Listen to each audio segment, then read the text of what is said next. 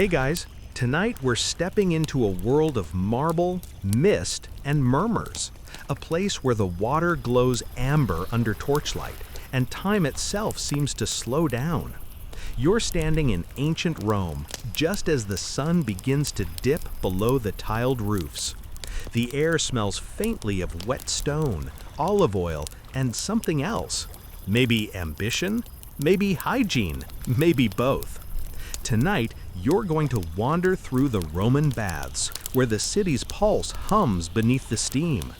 And don't worry, you probably won't survive this as a Roman, but as a modern, sleepy time traveler, you're perfectly safe. So, before you get comfortable, take a moment to like the video and subscribe, but only if you genuinely enjoy what I do here. And while you're at it, let me know in the comments where you're listening from and what time it is there. I love seeing this sleepy little community stretch across the globe. Now, dim the lights, maybe turn on a fan for that soft background hum, and let's ease into tonight's journey together. You find yourself in the heart of the Roman Empire. Maybe it's the bustling city of Pompeii before the ash, or Rome itself, still echoing with the sound of sandals on cobblestone. The day's heat has softened into a lavender dusk. Torches flicker along the main street, and the hum of voices blends with distant laughter. The baths, the thermae, are waiting. You can feel their warmth before you even see them, a low exhalation of steam rising against the cooling sky. The building looms ahead, vast, symmetrical, and magnificent. Columns reach upward, carved with mythic beasts and laurel leaves. The entrance arches like the open mouth of a giant oven, which in a way it is. Inside, heat and water circulate through rooms upon rooms like a living organism. The baths are not just about washing, they're about belonging. You, a tired Roman citizen, or maybe a curious traveler, are about to step into the empire's favorite ritual. You push through the heavy bronze doors, and immediately the city noise dulls to a muffled hush. Inside, it's like entering another dimension. The light softens, the air thickens, and every sound echoes gently as if wrapped in a towel. The floors shimmer with mosaics depicting dolphins and tridents. Somewhere far off, water trickles, steady, rhythmic, hypnotic. In your hand, you carry a small leather bag. Your towel, your flask of olive oil, your strigil, the curved bronze scraper used to clean the skin. You're already sweating, but that's part of the process. The Romans believed sweating was essential. It opened the pores, released impurities, and, as one poet said, relaxed the mind to receive philosophy. You smile. Maybe you'll skip the philosophy part tonight. As you pause near the vestibule, a group of children darts past you, giggling, carrying wooden sandals so they won't slip on the wet marble. A senator with a gold clasp on his cloak gestures animatedly to his friend. Two slaves haul baskets of towels. It's not a place of silence, it's alive, layered with laughter, chatter, and the faint scrape of metal on skin. You might imagine Roman baths as purely luxurious, but they were surprisingly democratic. The grand thermae were open to nearly everyone, rich and poor, soldier and scholar, even foreigners, so long as they followed the rules. Entry often cost just a small coin, and sometimes it was free, thanks to a generous benefactor hoping for political favor. Historians still argue whether this made the baths a symbol of equality or of propaganda, a way to keep the masses content while the Senate bickered. Still, no one's arguing about it here, in the gentle heat and echoing light. You're standing at the threshold, your sandals squeaking softly on the mosaic floor. The marble columns are warm to the touch, as though the building itself is alive, breathing out centuries of human warmth. You catch the scent of spiced oil, bay leaf, maybe a hit of myrrh, mixed with the metallic tang of water heated by fire. A thin mist curls around your ankles. Somewhere, a man is humming to himself while scraping his arms clean. Another jokes with his friend that he's washed away his worries and half his debts. The baths were social long before social media, a place where you didn't just clean your skin, but aired your opinions, met contacts, and maybe even fell in love, or at least pretended to. Romans were obsessed with the right temperature order. You couldn't just jump straight into the hot pool. That was barbaric. You had to warm the body gradually. First the mild tepidarium, then the caldarium for sweat and heat, and finally, if you dared, the freezing plunge of the frigidarium. Think of it as an ancient spa circuit, designed by people who truly understood comfort. You'll get there soon enough. But for now, you stand in the entry hall, watching steam drift through the air like lazy ghosts.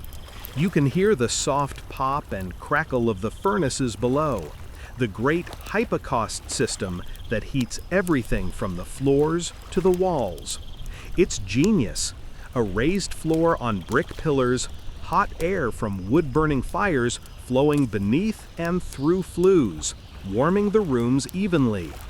You might not see it, but you feel it in the soles of your feet. This is Roman engineering at its quietest and most intimate. A slave passes by, carrying a basket of clean towels. His skin glistens with sweat. He nods respectfully. You notice his sandals leave faint wet prints that vanish almost instantly on the heated stone. It's strange how the place feels both public and private at once. Hundreds of people moving through it, yet somehow it feels like your own little cocoon of warmth. And even now, centuries later, archaeologists find tiny objects buried in bath drains. Rings, hairpins, coins, even carved dice. Each one tells a miniature story of someone who relaxed just a bit too much. Historians still argue whether the baths were mainly about hygiene, health, or hedonism, but the truth probably soaks somewhere in between. You take another slow step forward. Your eyes adjust to the flickering lamplight. The sound of running water grows louder. Ahead, through an arched doorway, the real bathing chambers await, warm, fragrant, alive. But you hesitate a moment longer in this first hall, breathing in the mingled scent of marble, sweat, and scented oil. You can almost feel the centuries slip away. Someone behind you laughs, a deep, contagious sound that echoes off the stone. You smile faintly, imagining that same laughter echoing 2,000 years later, as if the baths themselves remember every voice. Maybe they do. The walls here have absorbed enough conversation to fill a library. You roll your shoulders, loosen your tunic, and feel the heat on your skin. The faint hum of water calls to you again, insistent now, like a heartbeat. You take another breath, slow and even, and step deeper into the glow. The marble underfoot shifts from cool to pleasantly warm. Steam curls up around your calves. This is how every Roman's evening begins, not with screens or schedules, but with ritual. You can almost envy them. And as you move toward the next chamber, you can sense the rhythm of it all. Heat, cold, cleansing, conversation. The cycle that defined not just hygiene, but culture itself. In this place, every droplet of water carries history. You take one last glance back at the grand entrance, already fading in the mist, and step forward, ready to undress the day and yourself in the quiet luxury of the Roman night. You start down the street toward the baths, following the faint ribbons of steam that curl into the evening air. The city is still awake, restless even, like a child who refuses to sleep. Rome, or maybe Ostia or Pompeii, never really quiets down. The clatter of cartwheels fades behind you, replaced by the softer rhythm of sandals against cobblestone. You can feel the day's heat still radiating from the walls, though the breeze has cooled just enough to make the prospect of warm water irresistible. As you walk, you pass a baker closing up shop, brushing flour from his arms. He offers you a tired nod, the kind shared between people who've both earned a bit of rest.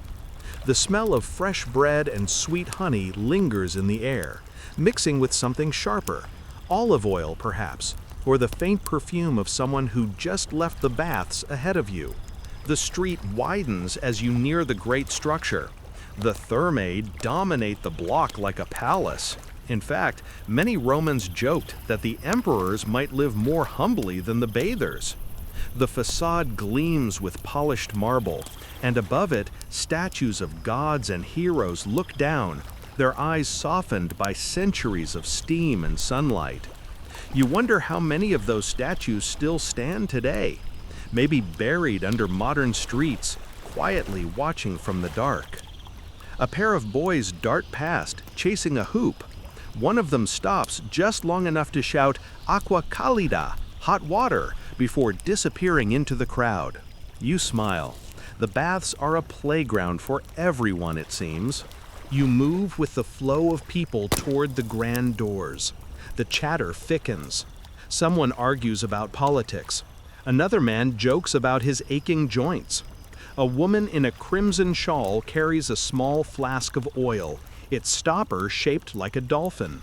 You notice she's careful not to spill it. Good oil isn't cheap. Nearby, a slave pushes a handcart loaded with firewood, destined for the furnaces beneath the baths. You catch the faint scent of resin as he passes, and for a moment you imagine the flames roaring below, feeding the empire's need for warmth. It's strange, isn't it, how advanced the Romans were at comfort. You might think of them as conquerors or architects, but they were also experts in relaxation. Some historians still argue whether the baths were more about health or about showing off the wealth of Rome itself. Maybe both. It's hard to separate pride from pleasure. As you approach the entrance, the noise deepens into a low, soothing roar. The collective hum of voices, splashing, and laughter echoing through the vaulted halls. You can feel it in your chest before you even step inside, like standing outside a concert. The marble steps gleam faintly in the torchlight, worn smooth by countless feet. You place your hand on the cool stone railing and feel the faint vibration of activity within. To your left, a vendor calls out, offering figs and cheese for a few coins, the perfect snack before or after bathing. He's got a quick smile and the weary posture of someone who's repeated this ritual every evening of his life. To your right, another sells cheap sandals made from woven reeds, perfect for not slipping on wet floors. You buy a pair, just in case, though being a time traveler, you suspect your sneakers would cause some raised eyebrows. You pause before the doorway, taking it all in. The building itself feels alive. The hiss of steam, the rhythmic drip of water, the distant murmur of conversation. Torches flicker in wall brackets, sending light rippling across carved friezes. You spot Neptune, god of the sea, his trident raised high. Beside him, dolphins leap through curling waves of stone. There's something oddly modern about it, a public work dedicated not to war or conquest, but to comfort and community. As you step through the threshold, a wave of warm, humid air wraps around you. It's the kind of heat that immediately softens your shoulders, loosening every knot the day left behind. The floor beneath you gleams, mosaic tiles arranged into intricate patterns of shells, fish, and flowers. The craftsmanship is staggering, and you think about how many anonymous artisans spent their lives cutting and laying these tiny stones. You follow the gentle curve of the hallway, the sound of water growing louder. You can hear laughter echoing off the walls, conversations bouncing like music. Somewhere ahead, a man is boasting about his chariot team.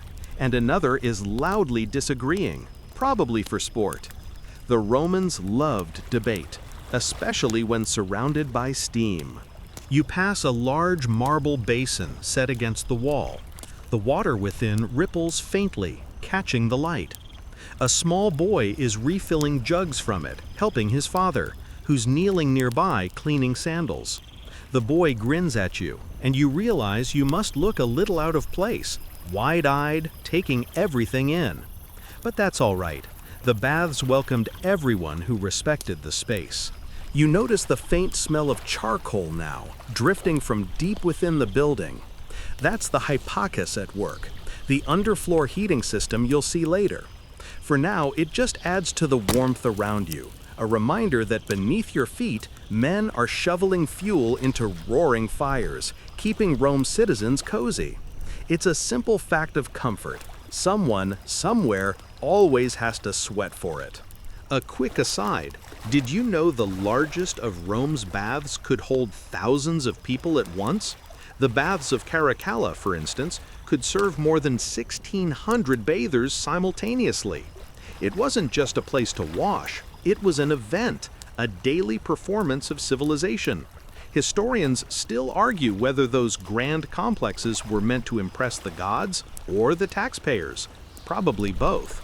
You turn a corner and come to an open courtyard, a palestra, the exercise ground. The air here is cooler, and you see men stretching, throwing weights, and even wrestling lightly before heading in to bathe. Romans believed exercise prepared the body for cleansing. One man greets you with a grin, slapping his friend's back and saying, "Nothing like a good sweat before the hot room." You resist the urge to reply that you've been sweating since you arrived in the 1st century. The evening light slants across the courtyard, catching the dust and the mist, painting everything gold. You can almost hear the empire breathing. Thousands of lives intersecting in this one ritual moment of heat, water, and rest.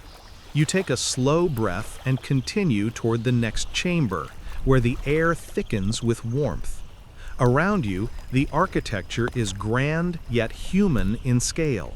Vaulted ceilings painted with frescoes of nymphs and sea creatures, all half faded but still vivid in the torchlight. Columns rise like tree trunks, their surfaces damp with condensation. Every drop of water here feels like it's traveled a long way, from the mountains through aqueducts, down into these pools, all to soothe tired Roman bones. Somewhere, someone sneezes. The sound echoes humorously, earning a few chuckles. You realize with a small smile that even here, in marble splendor, people are still people. Ordinary, imperfect, delightfully human. You pause near a small fountain shaped like a lion's head. Cool water pours from its mouth into a shallow basin. You dip your fingers in and feel the contrast. Cool against the growing warmth around you. A few droplets run down your wrist, glinting in the torchlight. This is the calm before the ritual truly begins. The outer corridors lead inward, deeper, toward the heart of the baths. Soon you'll reach the changing rooms, the apoditerium, where you'll leave your clothes, your worries, and maybe your sense of time itself. You glance back once more at the courtyard, where laughter mingles with the sound of water. The city beyond feels far away now, as if the walls have sealed you inside a quieter world. The night deepens, the torches flare brighter. You take another step forward, guided by warmth and curiosity, the sound of your footsteps swallowed by stone. The path ahead curves gently, leading toward the soft glow of the next chamber, the true beginning of your Roman bathing adventure. You can already sense it, the rhythm, the order, the strange, luxurious logic of how an empire washed away its dust. You step through another archway, and the sound of voices grows fuller, echoing like a chorus under domed ceilings. The air shifts, warmer, denser, fragrant with oil and damp linen. This is the apoditarium, the changing room, and it's the first true step of the ritual. You pause at the threshold for a moment, adjusting to the new atmosphere. Steam curls lazily in the air, catching glints of torchlight that shimmer off wet marble. The floor beneath your sandals is slick but warm, polished smooth by centuries of feet. Around you, the room hums with the easy rhythm of routine, the kind of chaos that's somehow organized because everyone knows their part in it. Rows of marble benches line the walls, and above them are cubby-like niches where bathers stash their tunics, sandals, and personal belongings. Some spaces are marked with carved symbols: dolphins, lyres, laurel leaves, little identifiers that remind people which cubby is theirs. The trick, of course, is making sure your belongings are still there when you return. That's where the slaves come in. You watch a young slave boy carefully fold a senator's crimson toga, his movements practiced and quick. Another slave collects small copper coins as tips, tucking them discreetly into his belt. For the wealthy, this is easy.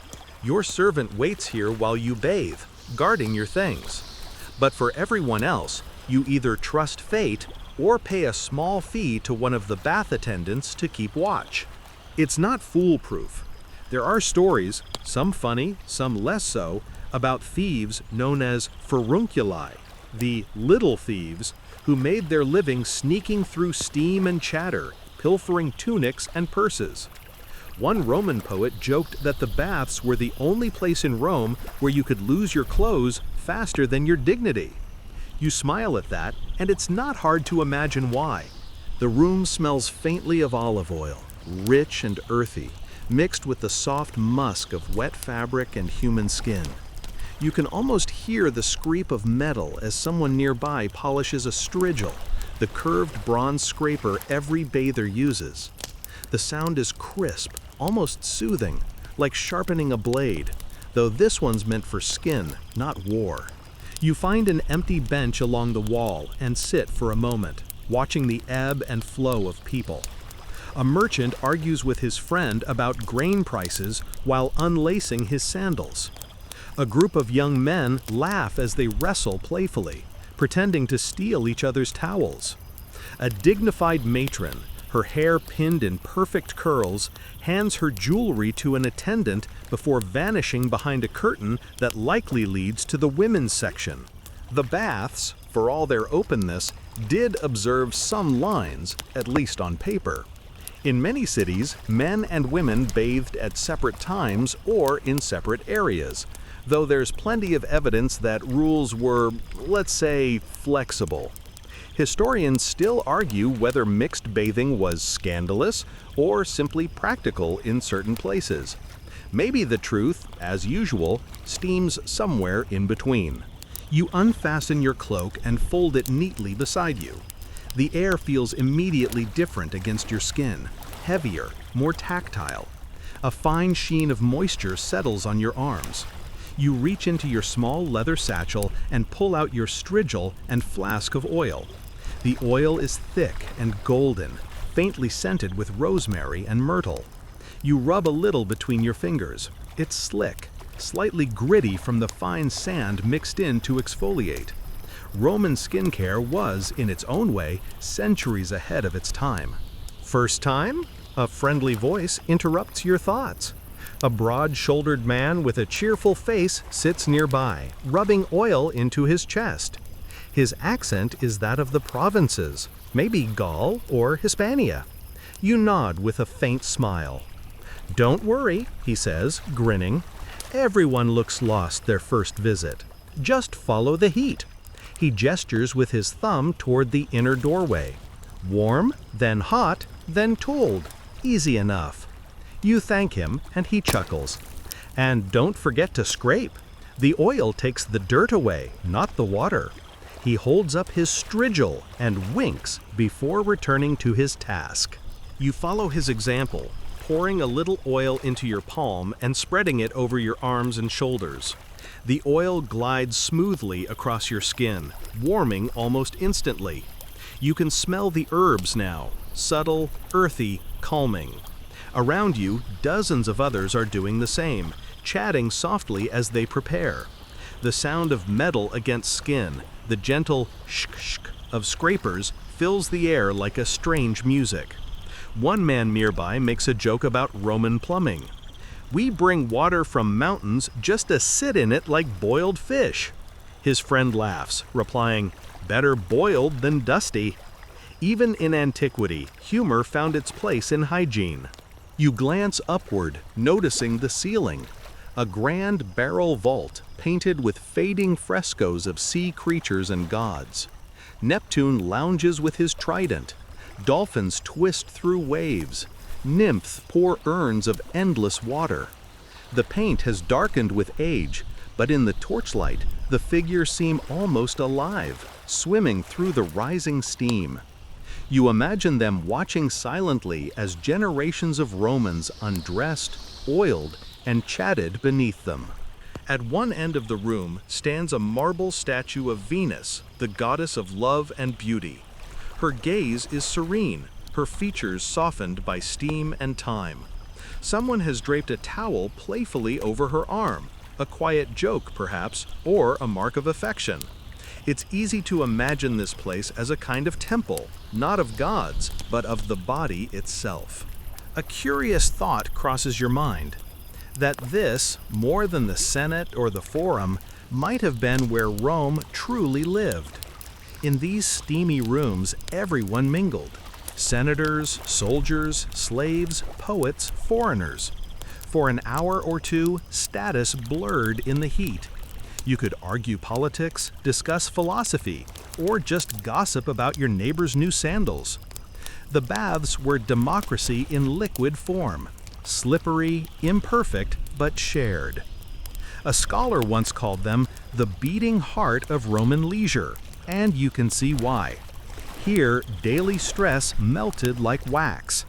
The oil, the heat, the laughter, it all dissolved the sharp edges of empire life. You finish applying the oil and glance again at your friendly neighbor. He's now using his strigil, scraping long, steady strokes down his arms and chest. The motion removes the mixture of oil, dirt, and sweat, leaving the skin clean and faintly glowing. You follow suit, dragging the curved bronze across your forearm. It's oddly satisfying, a tactile reminder that cleanliness here isn't just about water, but ritual. "Don't forget behind the ears," the man says with mock seriousness. You laugh softly and oblige. As you work, you catch snippets of conversation from across the room. Someone debates which general deserves credit for conquering Dacia. Another argues that Roman wine has gone downhill since the last harvest. A young man complains about his landlord. The topics are timeless: work, politics, neighbors.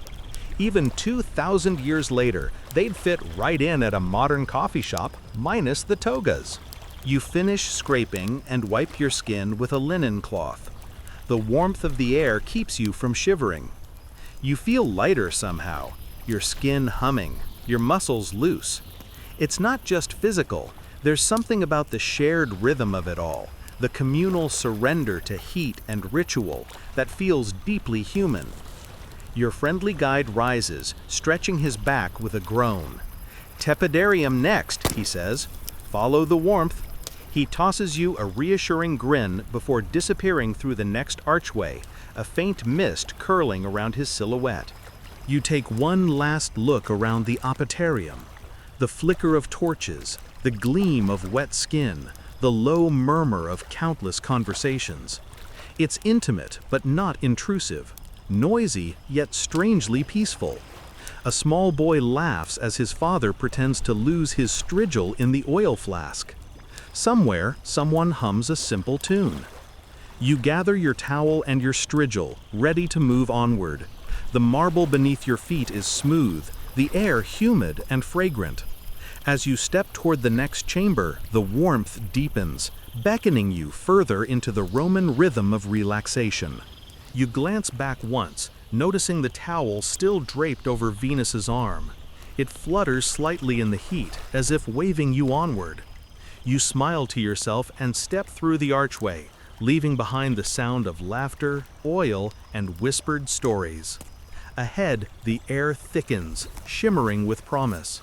The tepidarium awaits, the gentle middle ground between the world outside and the inferno within. You step into the next chamber, and immediately the warmth embraces you like a thick, invisible cloak. The air hums softly, dense with moisture and the faint, sweet scent of olive oil. This is where the true ritual begins, not the quiet undressing or idle chatter, but the transformation. Here, your skin glistens before you even move. The room glows gold in the torchlight. Steam coils upward in languid spirals, catching on the painted ceiling, a fresco of Apollo guiding the sun across the sky. His chariot wheels shimmer faintly in the haze, half visible, half dream. You wonder if the artist meant it that way. Divine heat above, human heat below. Around you, bathers prepare for the cleansing ritual of oil and scraping. You hear the faint metallic rasp of bronze on flesh, rhythmic and slow. It's almost meditative. Scrape, breathe, wipe, repeat.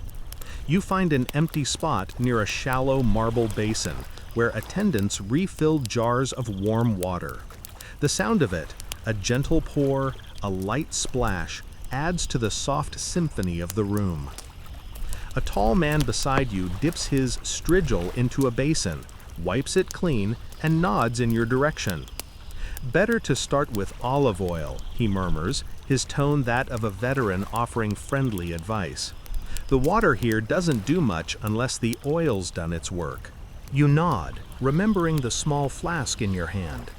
The oil feels thicker now, warmed by the room. You pour a little into your palm and begin rubbing it across your arms and chest, letting the slick sheen catch the light. The scent is herbal, soothing, a mixture of thyme and bay. A woman across the room sneezes at the strong smell of myrrh from someone's flask, prompting a ripple of laughter. You think of modern soap, bubbles, foam, fragrance, but here, oil is everything. It cleans, softens, heals. The Romans swore by it. Even athletes, covered in dust from the palestrea, would coat themselves in oil before scraping away the grime. It's not the most intuitive method, but it works. Dirt clings to oil. Oil lifts from skin. And the strigil, the curved bronze tool shaped like a question mark, is the answer. You take the scraper now, running your thumb along its smooth edge. It's cool to the touch, slightly bent from use. You press it against your forearm and drag gently downward. The sensation surprises you. Not sharp, not painful, just firm and oddly satisfying. A faint layer of oil and residue collects on the blade, which you wipe away with a linen cloth.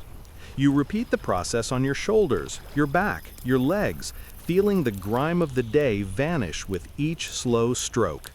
"Don't forget the neck," someone jokes nearby. You turn and see a group of soldiers laughing as they scrape each other's backs, trading mock insults about who's missed more spots. The sound echoes pleasantly in the steamy air. You smile faintly and remember a small but fascinating tidbit. In some bathhouses, scraping wasn't just a hygiene ritual, it was a kind of service.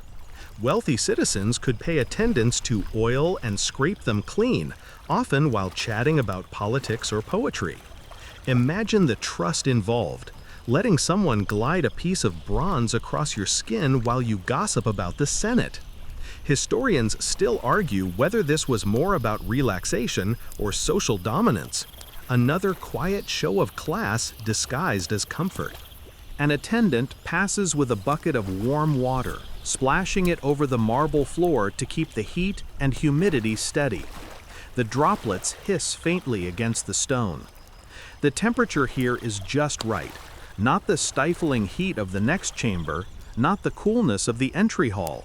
It's the middle ground, the tepidarium's gentle cousin, where your body adjusts and begins to loosen. You notice a detail you hadn't before: the light. It filters through high, small windows cut near the top of the dome, soft and diffused, tinted golden by the steam. It feels less like sunlight and more like memory, the kind that seeps into the edges of dreams. A man near the far wall speaks up in a rich, measured voice. "Do you know," he says to no one in particular, "they say the oil from Spain is the finest, comes from Baetica, from groves that never sleep." He scrapes his forearm clean with a practiced hand. Of course, the senators in Rome claim theirs is better. Historians will probably still argue about it in 1,000 years. You almost laugh aloud at that one. If only he knew how right he'd be. You take another slow pass of the strigil across your shoulder, watching the sheen of oil fade to a faint gleam of clean skin. It's strangely hypnotic. The repetition, the warmth, the hum of distant water. You realize how clever the Romans were. They turned something as mundane as bathing into an experience for all the senses. The heat opens the pores. The oil nourishes the skin. The scraping refreshes the body. And the conversation? That cleanses the mind. A small commotion catches your attention. At the far side of the room, a young man yelps dramatically, holding up his foot. "Dropped my strigil!" he exclaims, hopping on one leg. His friend bursts out laughing, handing it back with a grin. "Careful," he teases, "next time it'll scrape more than dirt." Even here, in the solemn ritual of cleansing, humor floats like steam, light, necessary, human. You decide you've lingered long enough and pour a small amount of warm water over your shoulders. It runs down your back in slow rivulets, catching the torchlight in shimmering trails. The sensation is immediate, relief and invigoration mingled. You feel lighter, cleaner, as if some invisible burden has been peeled away. In a shadowed corner, two men discuss philosophy. You catch fragments. "The soul is like water," one says. "It must flow or it stagnates." His companion replies dryly, "Then may the gods grant me more flow and less taxes." A ripple of laughter follows. Even Plato might have cracked a smile here. You wipe the last traces of oil from your arms and glance toward the archway leading deeper inside. A faint mist drifts from it, heavier, thicker, a visible invitation. You can almost feel the heat radiating from the next chamber, the caldarium, the fiery heart of the baths. Before leaving, you catch your reflection in a small bronze mirror propped on the edge of a basin. The steam blurs your face, softening your features until you look like a stranger. Maybe that's part of the point, shedding not just sweat and dust, but identity. For an hour or two, you're not a worker or a senator or a visitor from another time. You're just a person in the warmth, alive and clean. As you turn to go, you overhear an older man muttering to an attendant about the hypocus system. "Brilliant, but expensive," he says. "All those fires, all that labor. Someday, people will find a better way." You smile again. If only he knew about radiators. You step carefully across the slick marble, passing by the basins and benches one last time. The air tastes faintly of salt and heat. Behind you, the rhythm of scraping and laughter continues, endless as the empire's heartbeat. A drop of condensation falls from the ceiling onto your shoulder. You glance up. The fresco of Apollo above you has faded in places, the paint cracked and worn, but his golden chariot still races across the clouds. Somehow, that persistence, beauty surviving steam, time, and human touch, feels comforting. You take one last deep breath. The scent of oil, smoke, and warmth fills your lungs. Then, with a final glance at the glowing room, you step through the archway into air that feels almost alive, hotter, heavier, humming. The caldarium waits, the inferno of comfort, the beating core of Roman luxury. You're ready to sweat like a god. The transition is almost imperceptible at first. The air thickens and the light softens to a buttery glow as you pass beneath the archway. The marble beneath your feet radiates a quiet warmth, neither hot nor cool, but perfectly balanced. The kind of comfort that invites you to linger. You've entered the tepidarium, the gentle heart of the Roman baths, the chamber of equilibrium. Here, the steam no longer curls wildly like in the hotter rooms ahead. It floats, suspended, forming a delicate haze that softens every edge. The walls gleam with condensation, their surfaces painted with faded frescoes of river nymphs and swans, as if the artists themselves had tried to capture serenity. You pause in the doorway, your body already acclimating to this golden calm. The tepidarium is a place of pause, the threshold between cleansing and transformation. After the scraping and oiling, before the plunge into fire or ice, Romans came here to rest. It was a room designed for comfort and contemplation, where warmth coaxed muscles into ease and conversation into softness. You inhale deeply. The air tastes faintly mineral, with undertones of damp stone and olive oil.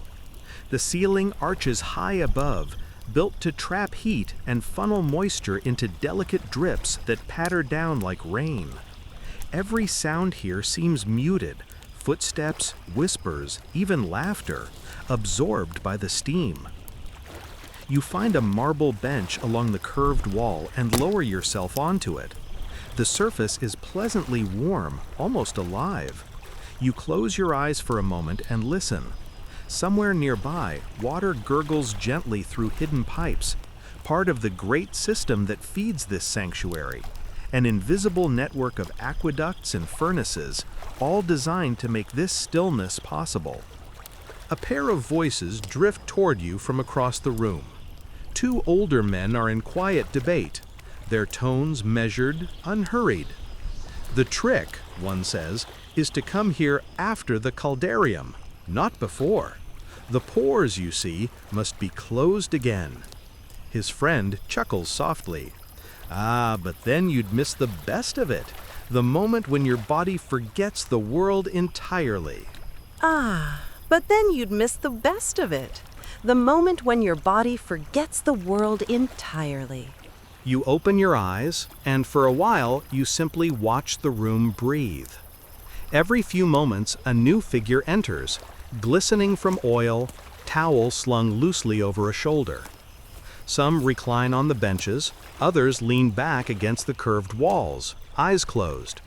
A few exchange quiet words, their voices blending into a low hum that might almost be mistaken for a song. This is the social core of the baths, not the noisy frigidarium where laughter echoes, nor the punishing heat of the caldarium. The tepidarium is the in-between, a space of balance. It's where senators and soldiers alike pause to share stories, where strangers meet without rank or armor. The rules of Rome, it seems, loosen here, melted by the steam. You study the architecture.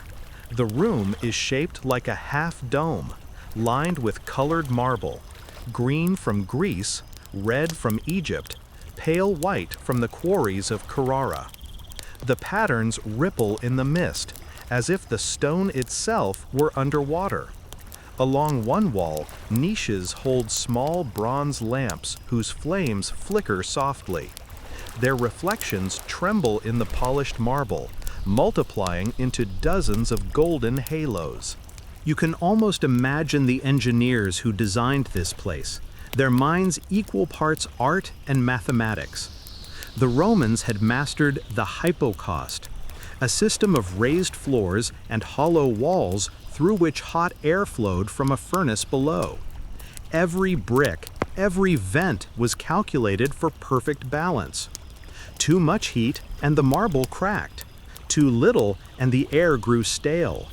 What you feel now, this steady, nurturing warmth, is the result of genius. A servant passes by with a small bronze bucket, sprinkling the floor with scented water. The droplets hiss faintly, releasing the fragrance of pine resin. The smell mingles with the steam, creating an atmosphere that feels less like air and more like memory. You find yourself growing languid, your breathing slowing to match the rhythm of the room. The heat seeps into your muscles, softening tension you hadn't known you carried. Your thoughts drift to the clatter of streets outside, to the noise of markets and horses, now impossibly distant. The tepidarium is another world entirely, one built for quiet renewal.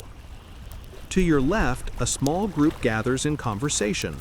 One man, perhaps a philosopher or teacher, speaks with an easy grace.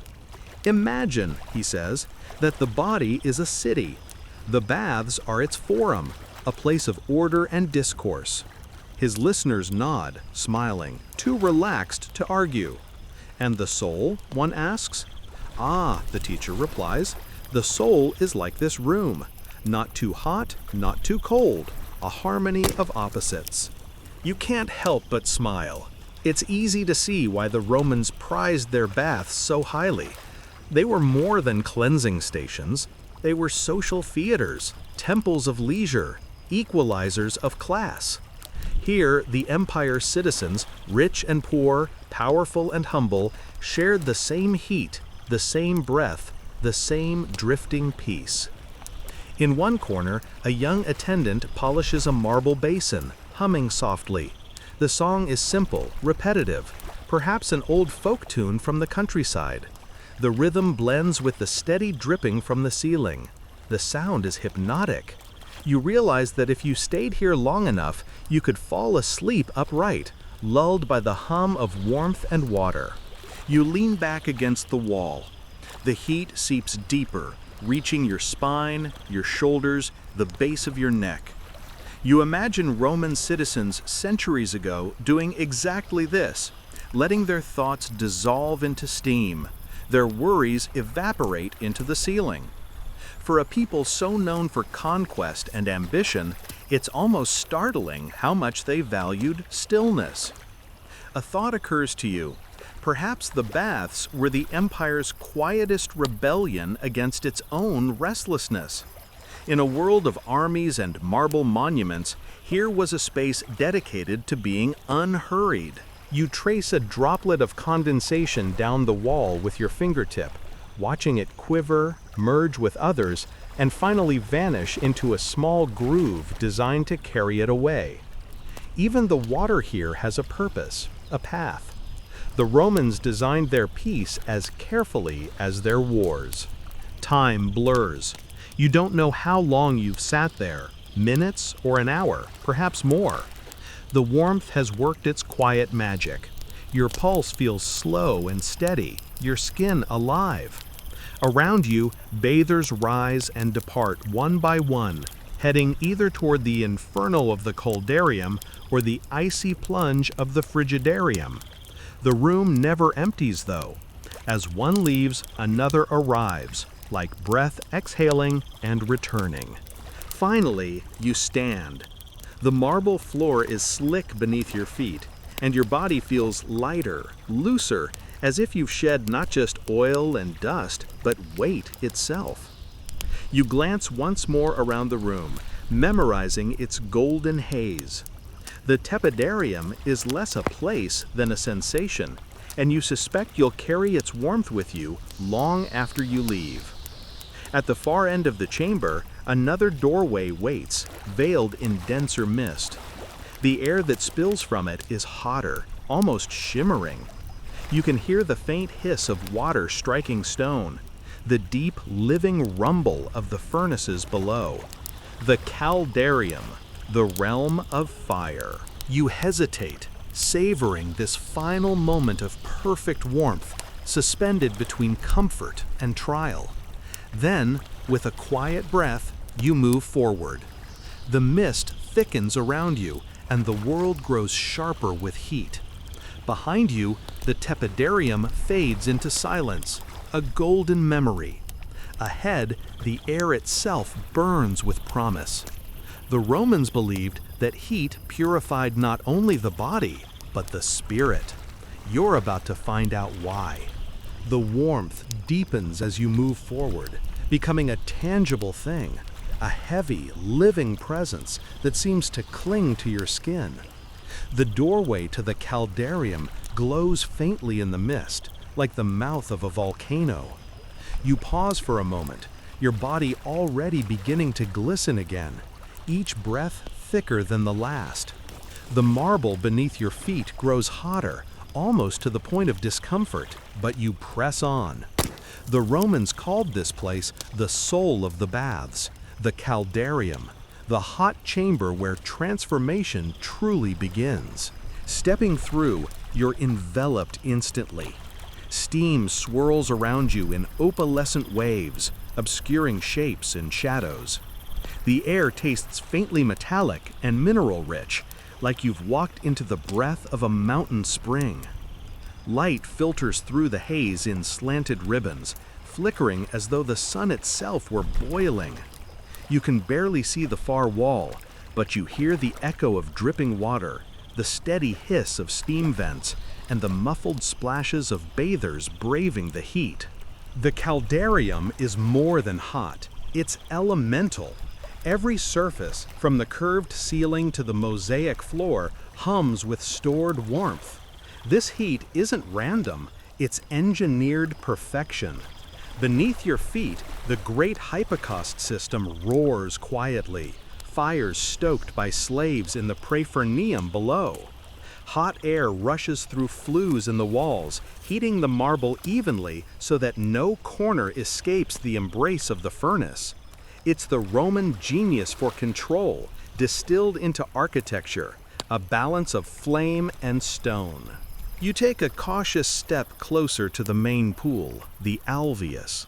The air grows heavier with each breath, like inhaling silk that's been steeped in fire.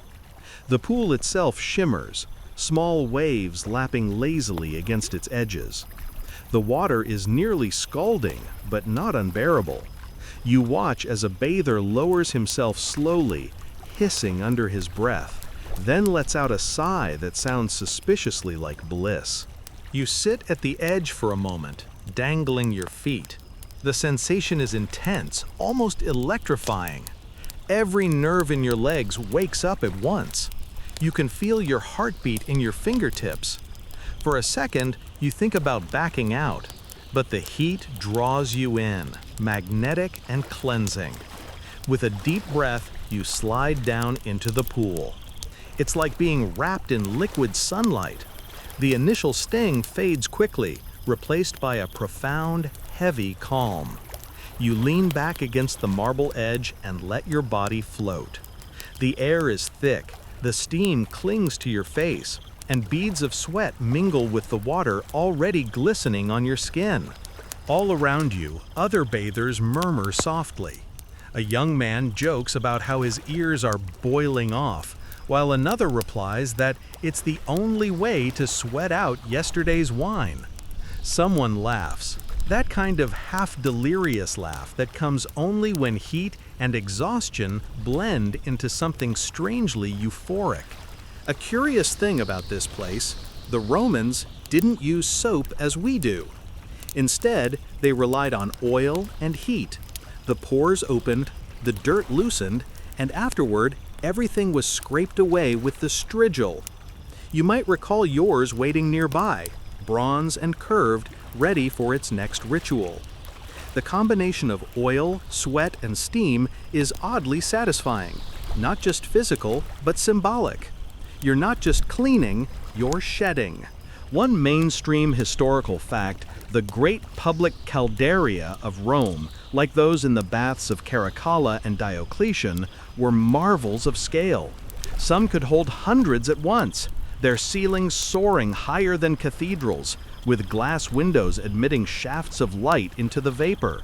They were decorated with marble statues of gods and athletes, figures frozen mid-motion, eternally serene in their heat-born grace. It wasn't just bathing, it was theater. A fringe tidbit, though some Romans believed the steam itself could transmit vitality from the gods. They claimed that Apollo's warmth lingered in the vapors, granting health to those who inhaled it deeply. You take a slow breath and can almost imagine it, divine warmth settling into your lungs, whispering through your veins. Maybe there's something to it. Historians still argue whether these grand caldaria were primarily for health or vanity. Were Romans trying to purify their bodies or simply chase the glow that made their skin shine like polished marble? You decide. It doesn't really matter. The result is the same, a rare stillness of mind, a quiet surrender to sensation. You close your eyes. The heat presses in, wrapping around you like a weighted blanket. Every inhale is effortful but rewarding. You can hear your pulse in your ears, a steady drumbeat beneath the hiss of steam. It's meditative, hypnotic. Your mind drifts, untethered, like the mist itself. Through the haze, an attendant moves about, ladling hot water from a bronze basin and pouring it gently over the shoulders of bathers. The sound, a soft rush followed by sighs, repeats in a rhythm that feels eternal. The air smells faintly of cedar wood and laurel leaves, scents the Romans believed kept illness away. You take another breath and let the fragrance fill your senses. Someone beside you mutters something about the emperor's latest decree, another about a chariot race gone wrong. Even here, surrounded by steam, the outside world creeps in. Politics, gossip, ambition.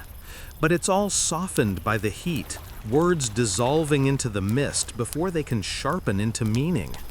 You shift slightly, letting the water lap against your shoulders. The marble lip behind you is slick and hot. Tiny droplets fall from the vaulted ceiling, sizzling as they hit the pool. You glance upward. The dome above is patterned with faint geometric designs, an engineer's art disguised as beauty. Every curve channels condensation perfectly so it drips rather than pools, a testament to the empire's obsession with precision. You can't help but think how strange it is, this civilization that conquered continents, yet cared enough to design the perfect drip. Maybe that's the essence of Rome, grandeur built on small, exacting details.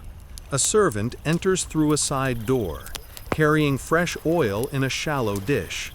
His skin shines under the torchlight. He bows slightly to a senator reclining nearby, who gestures lazily for more water to be poured over the coals. The hiss that follows is almost musical, a deep, rolling sigh that fills the chamber. You can feel your body surrendering, your mind softening. The heat becomes a rhythm. Inhale, exhale, sweat, breathe, release. It's as if the room itself is alive, and you're just another heartbeat within it. After a while, you notice something odd. Your thoughts have slowed, your perception expanded. The dripping, the hissing, the faint laughter of strangers, it all merges into a single, seamless hum. You wonder if this is what peace felt like to a Roman. Not silence, but harmony. Noise and heat and water all balanced perfectly. You think of those who came before, the legionaries washing away the dust of campaigns, the poets seeking inspiration, the slaves who stoked the fires below and never stepped into the luxury they sustained. The caldarium is both refuge and reminder. Warmth built on labor, leisure born from effort. You stay there until your skin prickles and your heartbeat quickens. Then, with deliberate slowness, you rise. The air outside the pool feels almost cool now, though it's still thick with steam. You wipe your face, blinking through the haze. Your body feels weightless, as if made of heat and water. At the far end of the chamber, a doorway glimmers faintly. Cooler air seeps through it, carrying the faintest whisper of fresh stone. Beyond lies the frigidarium, the cold plunge that shocks the body back to life. The Romans believed the contrast between extremes, the heat of the caldarium and the ice of the plunge, was the key to balance. You stand there for a moment longer, gathering courage. Around you, other bathers do the same, some hesitating, some laughing nervously before sprinting toward the cold. You take one last look around at the golden haze, the marble gods gleaming faintly through the mist, and the eternal shimmer of hot water. Then, with a deep breath, you step toward the doorway. The air that greets you feels startlingly sharp, clean, and alive. You exhale, half grinning at the shock that awaits. The warmth behind you clings for just a moment longer, like a goodbye. And as the steam thins and the marble cools beneath your feet, you realize something profound. In the Roman world, even the act of sweating had ceremony, a ritual of surrender and renewal that turned the body itself into a temple. You're ready for the plunge. The moment you step through the archway, it's as though the world flips upside down. The air hits you with an almost physical jolt, crisp, biting, and startlingly alive. The mist that hung heavy in the caldarium is gone. Here, the atmosphere is sharp, the light clearer. Your skin, flushed and wet from the heat, tingles instantly. You exhale, and a puff of vapor escapes your lips. The Romans called this place the frigidarium, the cold chamber, the awakening. Before you stretches a grand pool, calm and glassy as a sheet of blue marble. The ceiling is higher here, domed and coffered, allowing the cool air to circulate freely. Light spills down from a central oculus, a round opening that frames a sliver of sky. It feels almost sacred, like the gods themselves are peering in, amused by these mortals shocking their bodies in pursuit of balance. You walk slowly toward the edge, the marble floor cool against your feet. Every drop of water that trickles down your skin feels amplified, sending tiny shivers through your arms and spine. The sound in here is different too, quieter, more reflective. Gone are the hiss and murmur of steam. Instead, you hear the occasional splash, a low gasp, and the hollow echo of water against stone. A man near the pool steps up onto the ledge, his chest rising and falling rapidly. "Ready?" his friend asks with a grin. The man nods, mutters something that sounds suspiciously like a curse, and jumps. The water explodes around him, scattering droplets that glitter in the lamplight. For a heartbeat, all you hear is the echo of that splash. Then laughter, loud, clear, genuine. You smile. It's infectious. There's something both ridiculous and noble about voluntarily leaping into freezing water after being nearly cooked alive.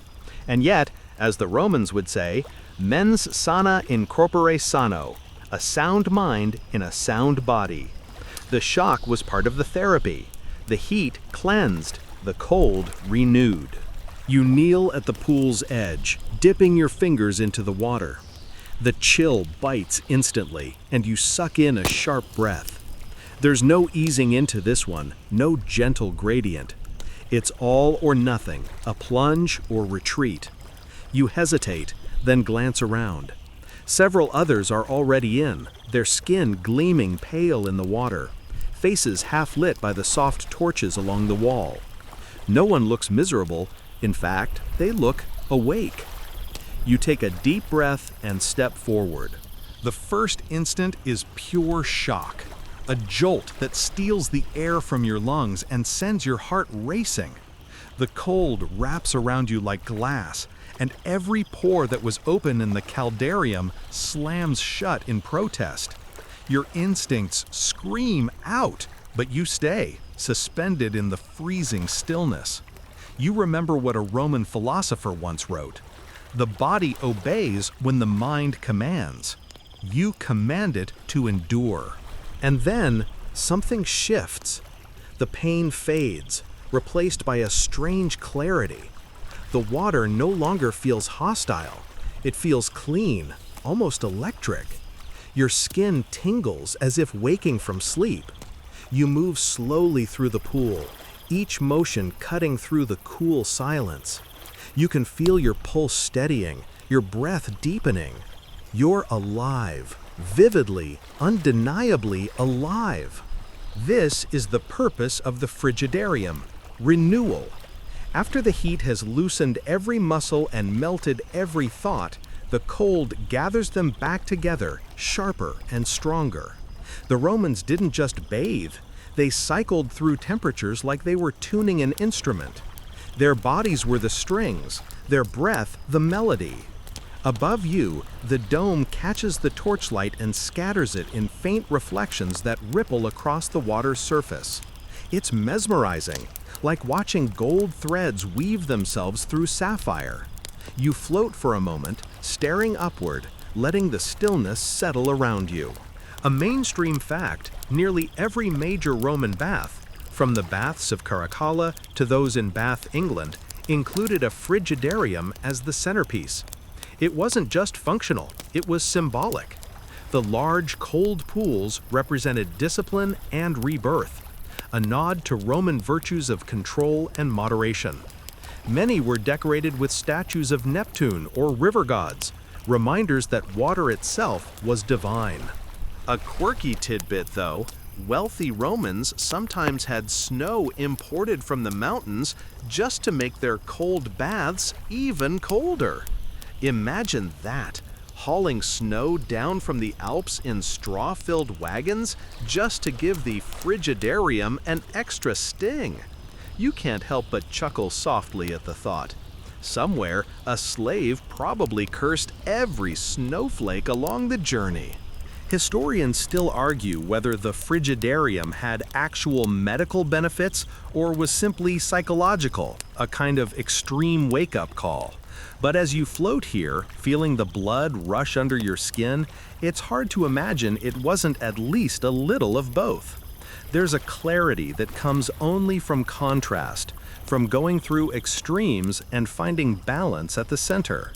You drift toward the far wall, where water trickles continuously from a bronze spout shaped like a lion's head.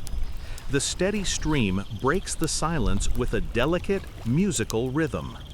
You dip your hands beneath it, letting the flow trace icy paths down your wrists.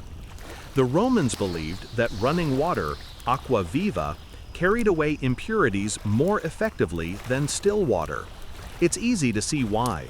The gentle sound itself feels cleansing. Nearby, a pair of women sit at the edge, chatting in low voices. One gestures animatedly, the other laughs and splashes her with a handful of water. Even here, in the cold, the baths are social, a shared ritual, a communal reset. No one remains untouched by the experience.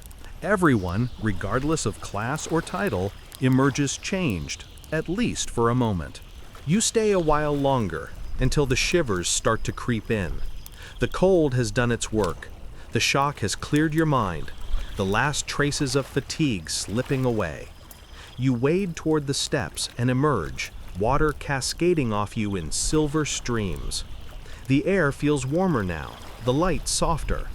You wrap a linen towel around yourself, the fabric rough but comforting against your skin. As you sit on the bench near the pool, you watch others take their turn, some diving in with bravado, others inching down cautiously. Every splash echoes like thunder, then fades into laughter. The scene feels timeless, universal. Even centuries later, you could walk into a modern spa and see the same mix of fear, thrill, and relief. Humans haven't changed much when it comes to water and transformation. A young attendant approaches, offering a small flask of oil for your skin, perfumed lightly with lavender and rosemary. You thank him with a nod and rub a few drops onto your arms. The scent rises warmly, mingling with the cool air. For a fleeting moment, everything feels perfectly balanced, hot and cold, wakefulness and calm, past and present. You glance again at the oculus above. A faint drift of cloud passes across the opening, dimming the light. You imagine the countless eyes that must have looked up at this same patch of sky. Soldiers, merchants, scholars, each of them briefly still in this same quiet. Your mind begins to wander. You think of the caldarium's fire still burning below, the tepidarium's golden calm, the rhythmic scrape of strigils, the murmur of voices in the steam. The baths are a symphony, each room a movement, and this, the frigidarium, is the crescendo that resolves into peace. You stand and begin to walk slowly toward the exit, leaving behind the rippling water and the laughter. Your steps echo gently in the vaulted chamber. As you pass through the doorway, the air begins to warm again, the scent of oils and incense returning. Your body feels refreshed, your mind unusually quiet. This, you realize, is what the Romans understood so deeply, that cleansing the body was never just about removing dirt, but about recalibrating the spirit. Somewhere beyond this room, the next part of the ritual awaits. Perhaps a gentle massage with scented oils, or the open-air courtyard where the world seeps back in. But for now, as the last chill fades from your skin, you can't help but smile. You've survived the Roman inferno and the icy plunge. And maybe, just maybe, you understand a little better why they called this thermae. Not just baths, but temples of warmth and renewal. You emerge from the cool silence of the frigidarium into a new world of sound and motion. The change is almost disorienting. Gone are the whispers and echoes of marble chambers. Here, the air vibrates with life. The thud of feet against packed sand, the rhythmic smack of fists meeting palms, the laughter of men mid-contest. This is the palaestra, the Roman gymnasium, a courtyard dedicated to exercise, skill, and the philosophy of balance between mind and body. The Romans believed that health and discipline were twin pillars of civilization. To neglect the body was to dull the mind. To overindulge it was to weaken the spirit. So each day they trained here, soldiers, senators, merchants, and scholars alike, all united under the same sky in the pursuit of vigor. The courtyard itself is magnificent, a wide open square encircled by colonnades of white marble, their shadows forming rhythmic stripes across the sunlit sand. Along the edges, rows of fluted columns support shaded walkways where spectators recline or stretch between exercises. Beyond the columns, arched doorways lead to storerooms, changing areas, and smaller training chambers. The scent of olive oil, dust, and sweat hangs in the air, oddly pleasant, the aroma of movement and vitality. A cool breeze drifts in from the open roof above, carrying the distant sound of the city. Carts rumbling over cobblestones, vendors calling, fountains trickling in nearby courtyards.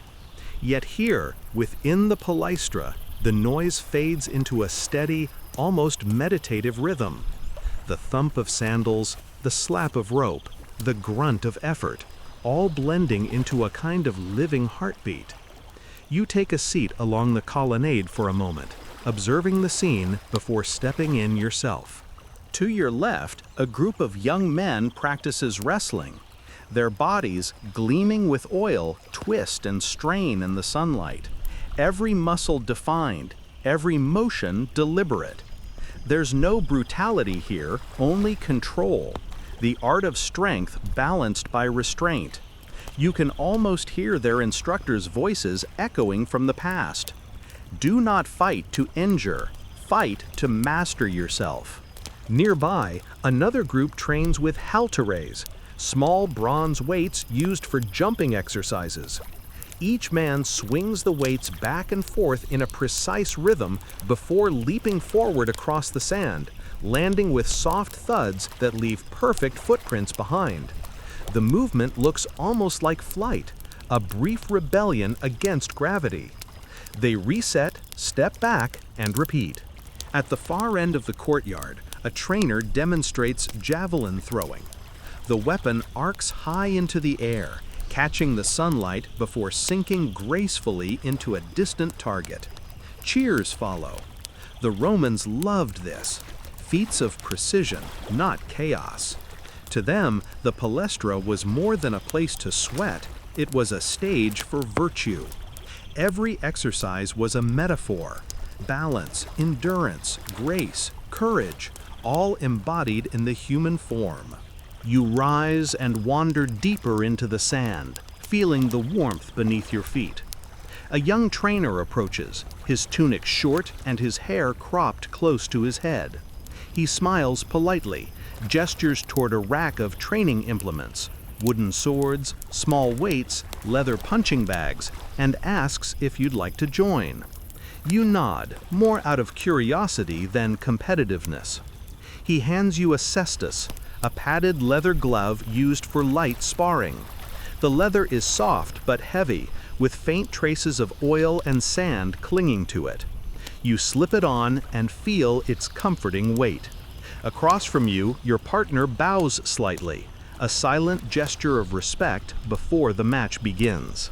At first, it's all unfamiliar. The measured stance, the slow circling, the careful dance of distance. Then instinct takes over. You throw a tentative jab, which your opponent dodges easily.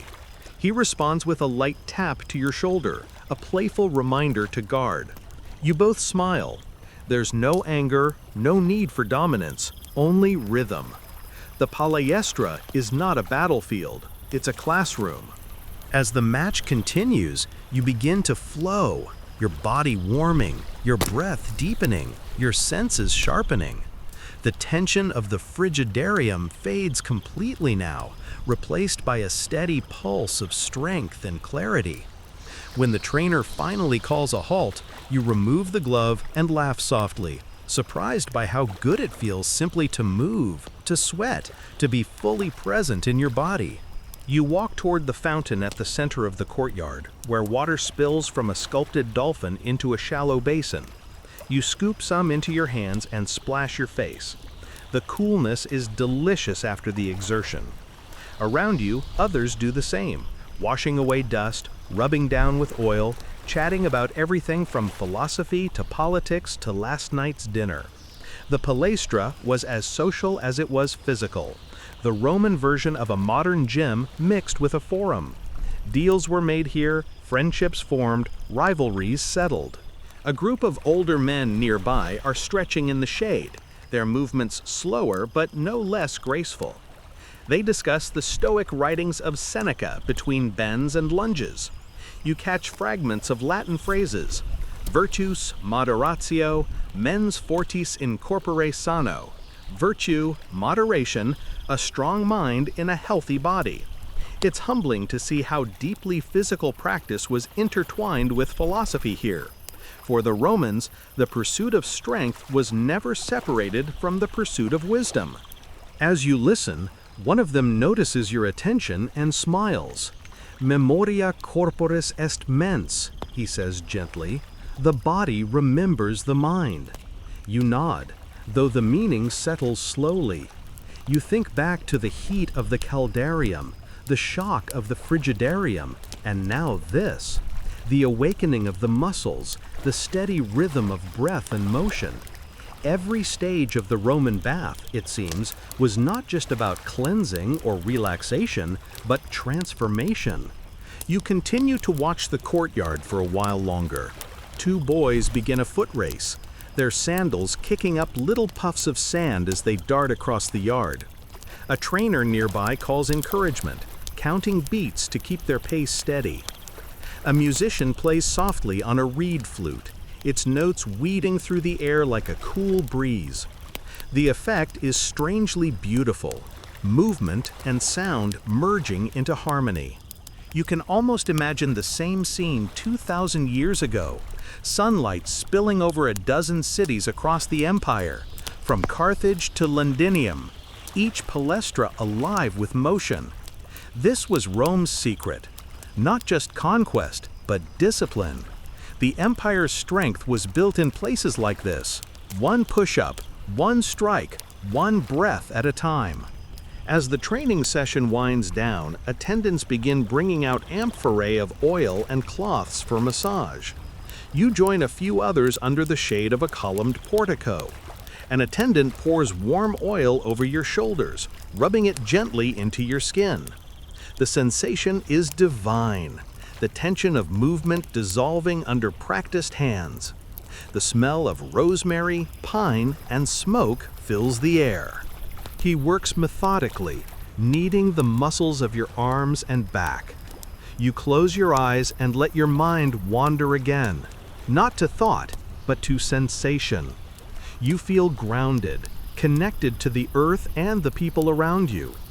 You understand now why the Romans placed the palestra between the frigidarium and the social rooms. After cleansing and renewal, the body must be reawakened before rejoining the world.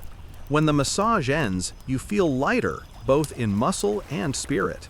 You thank the attendant, who smiles and hands you a linen towel. As you stand and stretch, the afternoon sun spills lower across the courtyard, casting long shadows through the columns. The golden light glows against the white marble, turning everything warm and soft. You take a final look around, the wrestlers still practicing, the trainers chatting under the portico, the laughter echoing faintly through the arches. It's a scene of pure vitality, a reminder that to live well in Rome was to move, to strive, to challenge oneself daily. You turn toward the corridor that leads onward, deeper into the bath complex. The scent of food and wine drifts faintly from somewhere ahead, the promise of rest and conversation after exertion. You smile. The Romans understood balance better than anyone. Heat and cold, rest and motion, solitude and society. Each stage prepared the body for the next, each experience a thread in the fabric of a perfect day. You leave the palestra behind, feeling the faint warmth of the sand still clinging to your skin, the echo of laughter trailing behind you like sunlight on your back. Soon, you'll reach the apodarium once more, the changing room where the day's rituals will end. But for now, as the light shifts golden and the air hums with quiet satisfaction, you understand why this place endured for centuries. It wasn't just about bathing. It was about being fully, gloriously alive. You step into the apoditarium, the changing room, and a wave of cool, dry air greets you after the exertion of the palestra. The space feels quieter here, more intimate, with low ceilings and smooth stone walls. The scent of linen, olive oil, and faint smoke mingles with the residual warmth that clings to your skin. This is a chamber of transition, from motion back to repose, from cleansing to the outside world, from body to reflection. Along the walls, wooden benches line the room, worn smooth by countless bathers over centuries. Niches and cubbies hold folded tunics, sandals, and leather pouches, each containing the small personal treasures of Rome's citizens: coins, combs, perfumes, perhaps even a miniature bronze figurine for luck. You pause at one of the benches, feeling the familiar coolness of the marble beneath your fingers, and slowly begin to dry your skin with a soft linen towel. The texture is simple, but comforting, like a whisper against the warmth that still lingers in your muscles. A few bathers sit quietly, wrapping themselves in cloth or brushing the last traces of oil from their hair.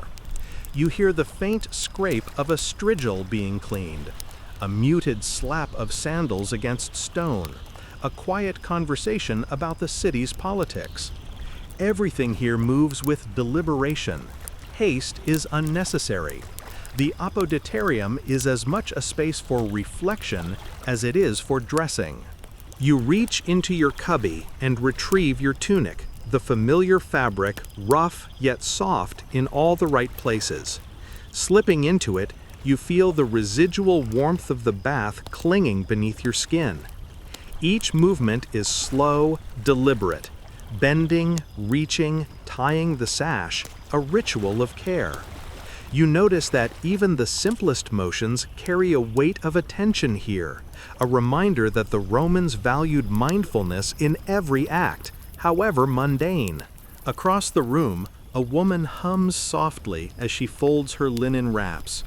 Nearby, a pair of young men laugh quietly, recounting an amusing slip during a wrestling match in the palaestra. Their laughter is low and gentle, a counterpoint to the echoes of water and steam you left behind. It reminds you that this was a space not only of hygiene and exercise, but of social connection, a subtle theater of shared humanity. You pause near the door, glancing back at the room one last time. The apodarium has its own quiet grandeur, a sense of purpose that often goes unnoticed in depictions of the baths. While the caldarium and frigidarium showcased physical extremes, and the palaestra demanded motion and skill, this chamber emphasizes gentleness, reflection, and reintegration. You realize it's a vital part of the cycle. Without it, the transition back into the city's bustle would feel abrupt, even jarring. A small fountain in the corner gurgles quietly, water flowing from a carved lion's head into a shallow basin. You scoop some into your hands and splash it lightly on your face. The cool liquid contrasts pleasantly with your still warm skin, a subtle reminder that balance extends to every sense: sight, touch, smell, and taste. You feel the clarity returning to your mind, your thoughts settling into a calm rhythm like water in a still pond. Nearby, an attendant offers oil and a soft brush for those who wish to groom their hair or remove any lingering grit. You accept a gentle stroke along your forearm, the bristles brushing away remnants of sand and sweat. The sensation is soothing, almost meditative, and you close your eyes for a moment, letting the tactile rhythm ground you.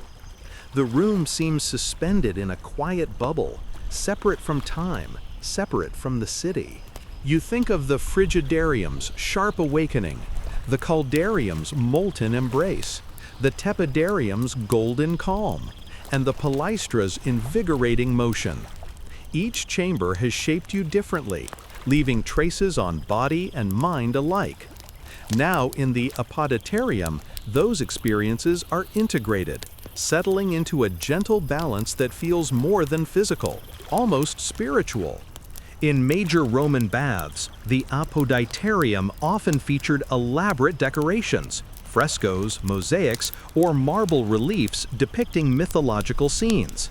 Wealthy citizens could spend hours here, enjoying not only the practical function of changing clothes, but also the aesthetic pleasure of art. You notice faint designs on the walls, geometric patterns and floral motifs, worn smooth by countless hands, and appreciate the quiet beauty that has persisted through centuries. A quirky tidbit, some bathers would keep small notes or charms tucked into their cubbies, often inscribed with humorous wishes or light-hearted curses against unlucky neighbors. Imagine finding a tiny parchment reading, "May your sandals never match."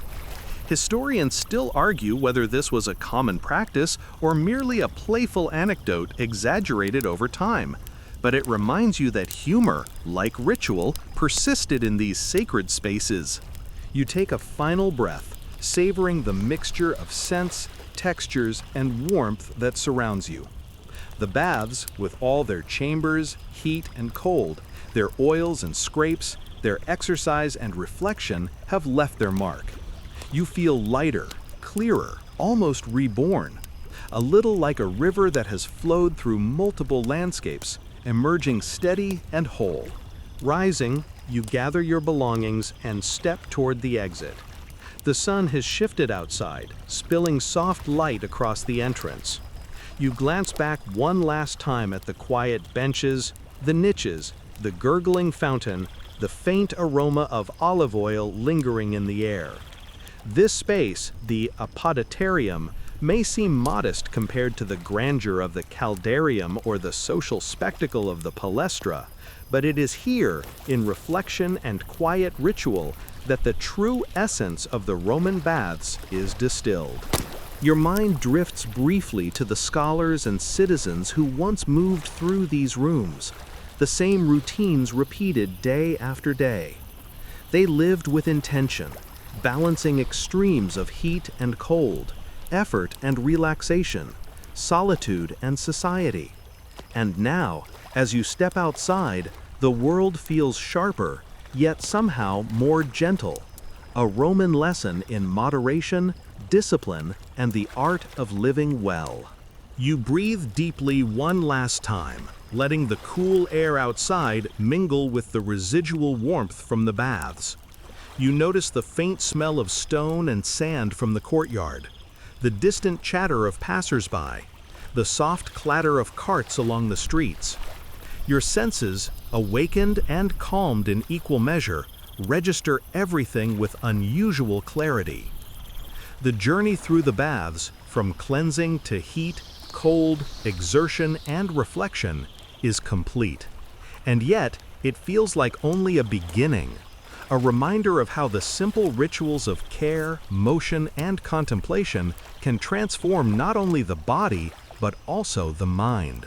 With a final glance over your shoulder, you step fully into the world beyond the baths, carrying their quiet lessons with you: balance, patience, renewal, and the subtle joy of being alive in every sense. As you move away from the apoditarium, the soft light and gentle hum of the baths still clinging to your skin, an attendant gestures toward a low table lined with small dishes of fragrant oil and bronze implements. This is the stage of finishing touches, where Romans perfected the simple act of cleansing into an almost ceremonial practice. You step closer, intrigued. The oil glimmers in shallow bowls, infused with herbs, flowers, and the faint tang of resin. Scents meant to soothe the body and enliven the senses. The most iconic tool awaits you: the strigil. A small, curved bronze scraper, its surface smooth from repeated use, it seems modest, almost unassuming. Yet its role is vital. The strigil was more than a tool for cleaning skin. It was a conduit for ritual, discipline, and even social interaction. Bathers would coat their bodies with oil, rub it into every curve and crevice, and then scrape it away along with sweat, dirt, and the residue of the day. You imagine the sensation: a firm glide across the skin, followed by a fresh, almost startling smoothness. You pick up the strigil, noting its weight in your hand. It feels both delicate and precise, like holding a finely honed brush meant for sculpting flesh instead of marble. A young attendant demonstrates first, applying oil in measured strokes and then scraping it away in fluid arcs. The process is methodical, meditative. Each pass seems to coax tension from muscles and fatigue from the mind. The air is thick with the faint scent of lavender, rosemary, and warmed olive oil. Steam rises gently, though less aggressively than in the caldarium. Every inhalation carries the tactile memory of the previous chambers: the golden calm of the tepidarium, the blistering warmth of the caldarium, and the shocking clarity of the frigidarium.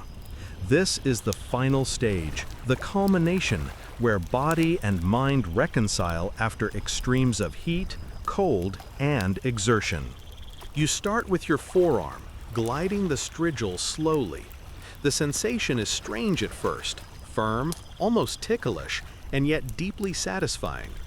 You notice tiny flecks of oil and sweat removed with each pass, leaving your skin unusually smooth. The action demands attention. It cannot be rushed. You feel your body aligning with its rhythm, every scrape a gentle, repetitive meditation. Nearby, other bathers engage in the same ritual. Some move in quiet solitude, eyes closed, breathing deeply. Others chat softly, laughing at a shared joke about someone slipping in the palestra.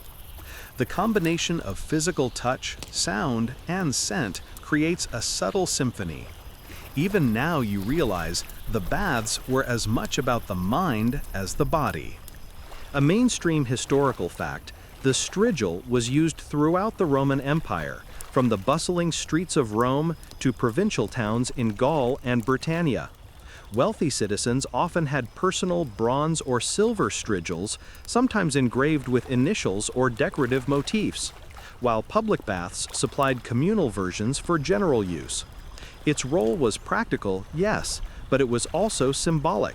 The act of scraping away impurities mirrored a desire to shed moral or spiritual burdens. A quirky tidbit, some Romans believed that the oil and scraping process could also repel evil spirits. By coating the skin and then removing the residue, they thought they were purging not only sweat and dirt, but also negative energies. You glance at your own hands, half expecting the air around you to feel lighter, subtly cleansed. Historians still argue whether this belief was widespread or merely a superstitious footnote to everyday hygiene. Either way, it's a charming notion. You move methodically across your chest, shoulders, and back, mindful of every curve and joint.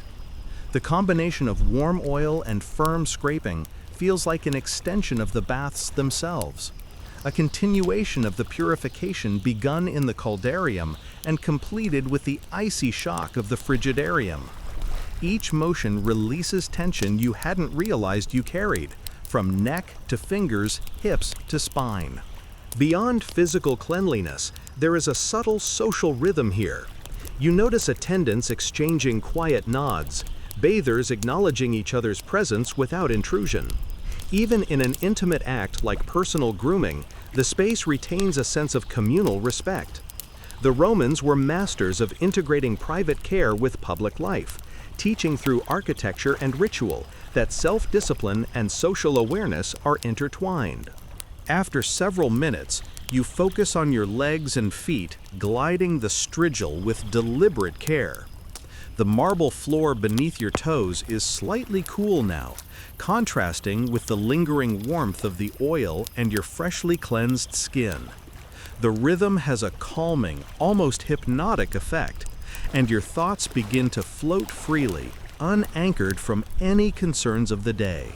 A few bathers are finishing, massaging themselves lightly with oil, while others gather around the small fountain at the center of the room.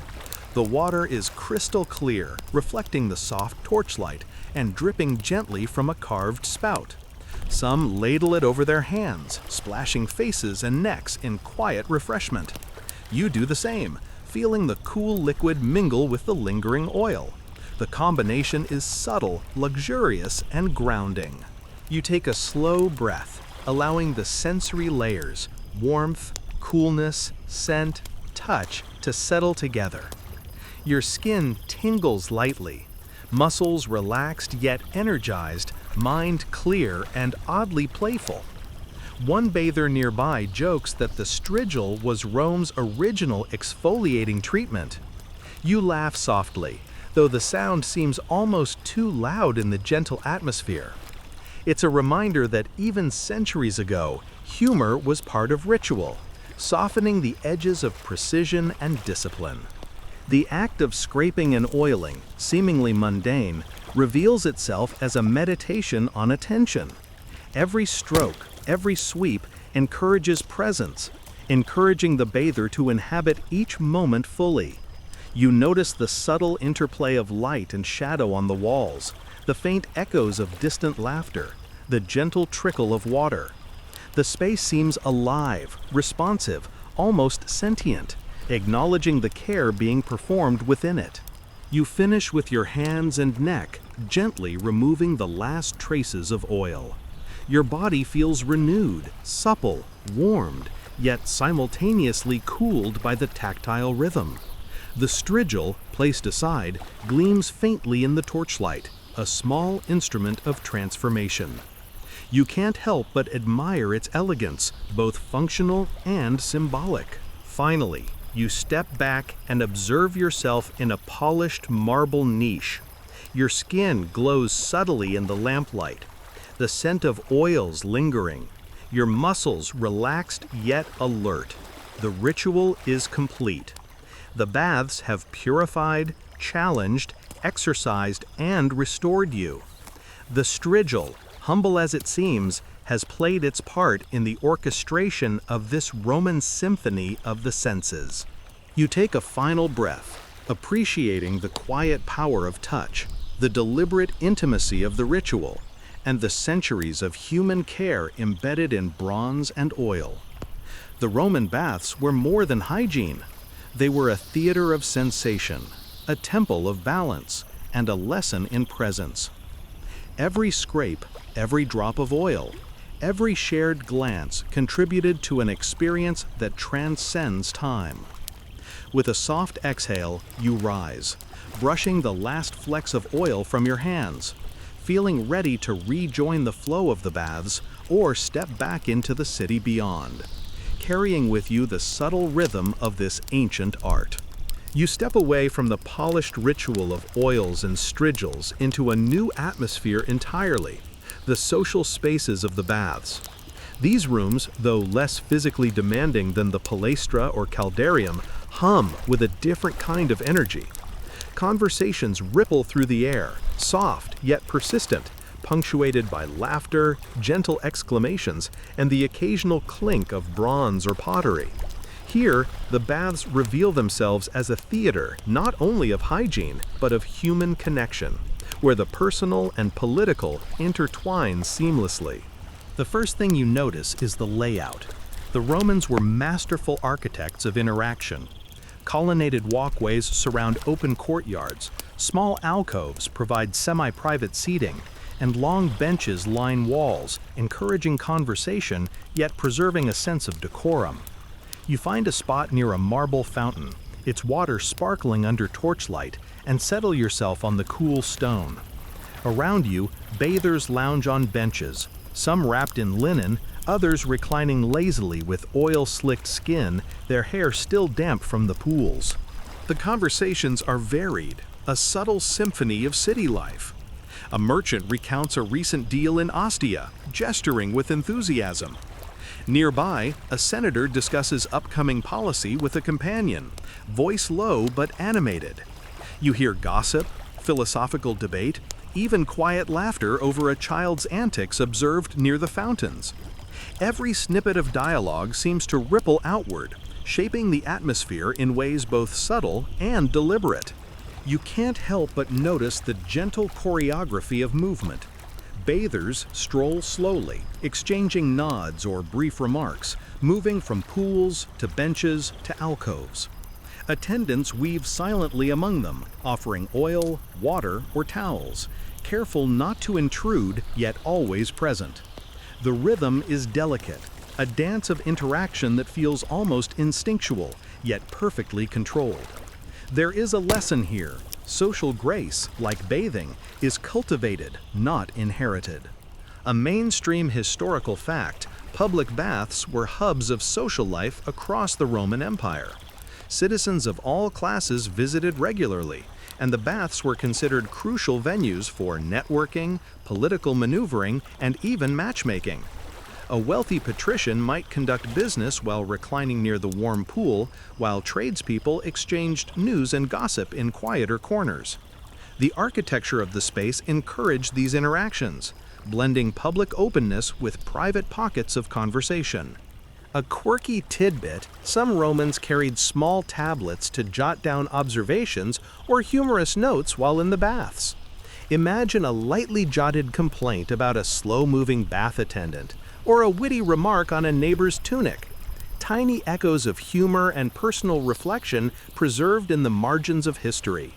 Historians still argue whether these tablets were widespread or mostly the province of the elite literati, but the idea of communal note-taking adds an almost whimsical human dimension to the ritual.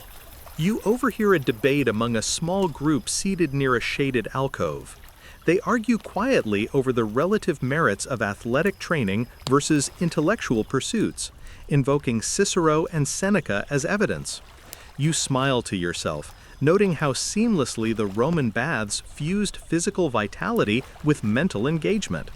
Strength was not only measured by wrestling prowess or agility in the palestra, it was also cultivated in the careful exchange of ideas, the parsing of rhetoric, and the sharing of knowledge.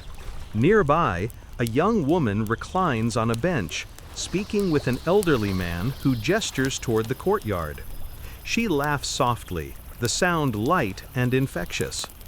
You notice the nuanced interactions, subtle bows of acknowledgement, careful placement of feet to indicate attentiveness, and gentle modulations of tone to convey respect. The baths are a space of equality in subtle ways. While social hierarchies persisted, the environment allowed a kind of shared humanity to surface, even fleetingly. You wander slowly through the corridors connecting smaller lounges and shaded nooks.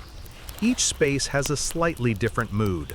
One hums with philosophical discussion, another whispers with conspiratorial gossip, a third vibrates with light laughter over minor athletic feats witnessed earlier. You pause in a corner, observing how the architecture guides human behavior. Columns frame sightlines, arches allow conversation to travel without overpowering nearby exchanges, and alcoves provide just enough separation for private dialogue. The scent in these rooms is different from the pools or palestra, faint traces of scented oils, beeswax, and worn marble. The air feels both intimate and expansive, carrying the sound of water dripping from nearby fountains while amplifying the quiet power of human speech. You lean against a column, letting the rhythm of voices wash over you, imagining the countless Romans who have done the same, pondering, plotting, laughing, or simply listening. A subtle social rule emerges as you observe. The baths were spaces of both action and reflection. One might engage actively in conversation, debate, or storytelling, or simply observe quietly, drawing lessons and amusement from the interactions around them. Participation was voluntary, but attentiveness was expected. In this way, the baths served as an extension of the city itself, a microcosm where behavior, observation, and discretion were practiced daily. You notice a young man approaching a group seated near the central fountain. He leans forward, voice low, and offers a small clay tablet. The others read silently, nodding, and occasionally chuckling. Perhaps it's a note, a joke, or a brief record of a market transaction. The ritual of writing, sharing, and commenting seems almost inseparable from the social dance of the baths themselves.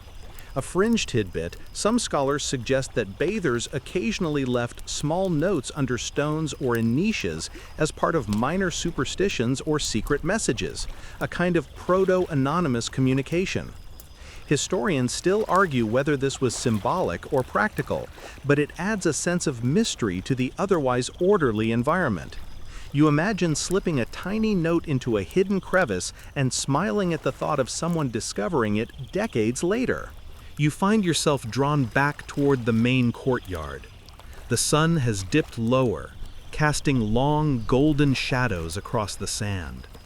Bathers meander slowly, winding down their conversations, collecting their garments, or pausing for one last sip of water. The air feels soft, almost musical, filled with gentle chatter and the whisper of moving feet. Sitting back on a marble bench, you allow yourself to take it all in. The laughter, the debate, the soft murmurs of conversation, the gentle movements of bodies in repose. You realize that more than pools or exercise, it is this shared human rhythm that truly defines the baths. The social spaces provide connection, context, and a quiet continuity across generations. The lesson is subtle but profound. Hygiene, exercise, ritual, all important, but so too is participation in community, observation, and reflection.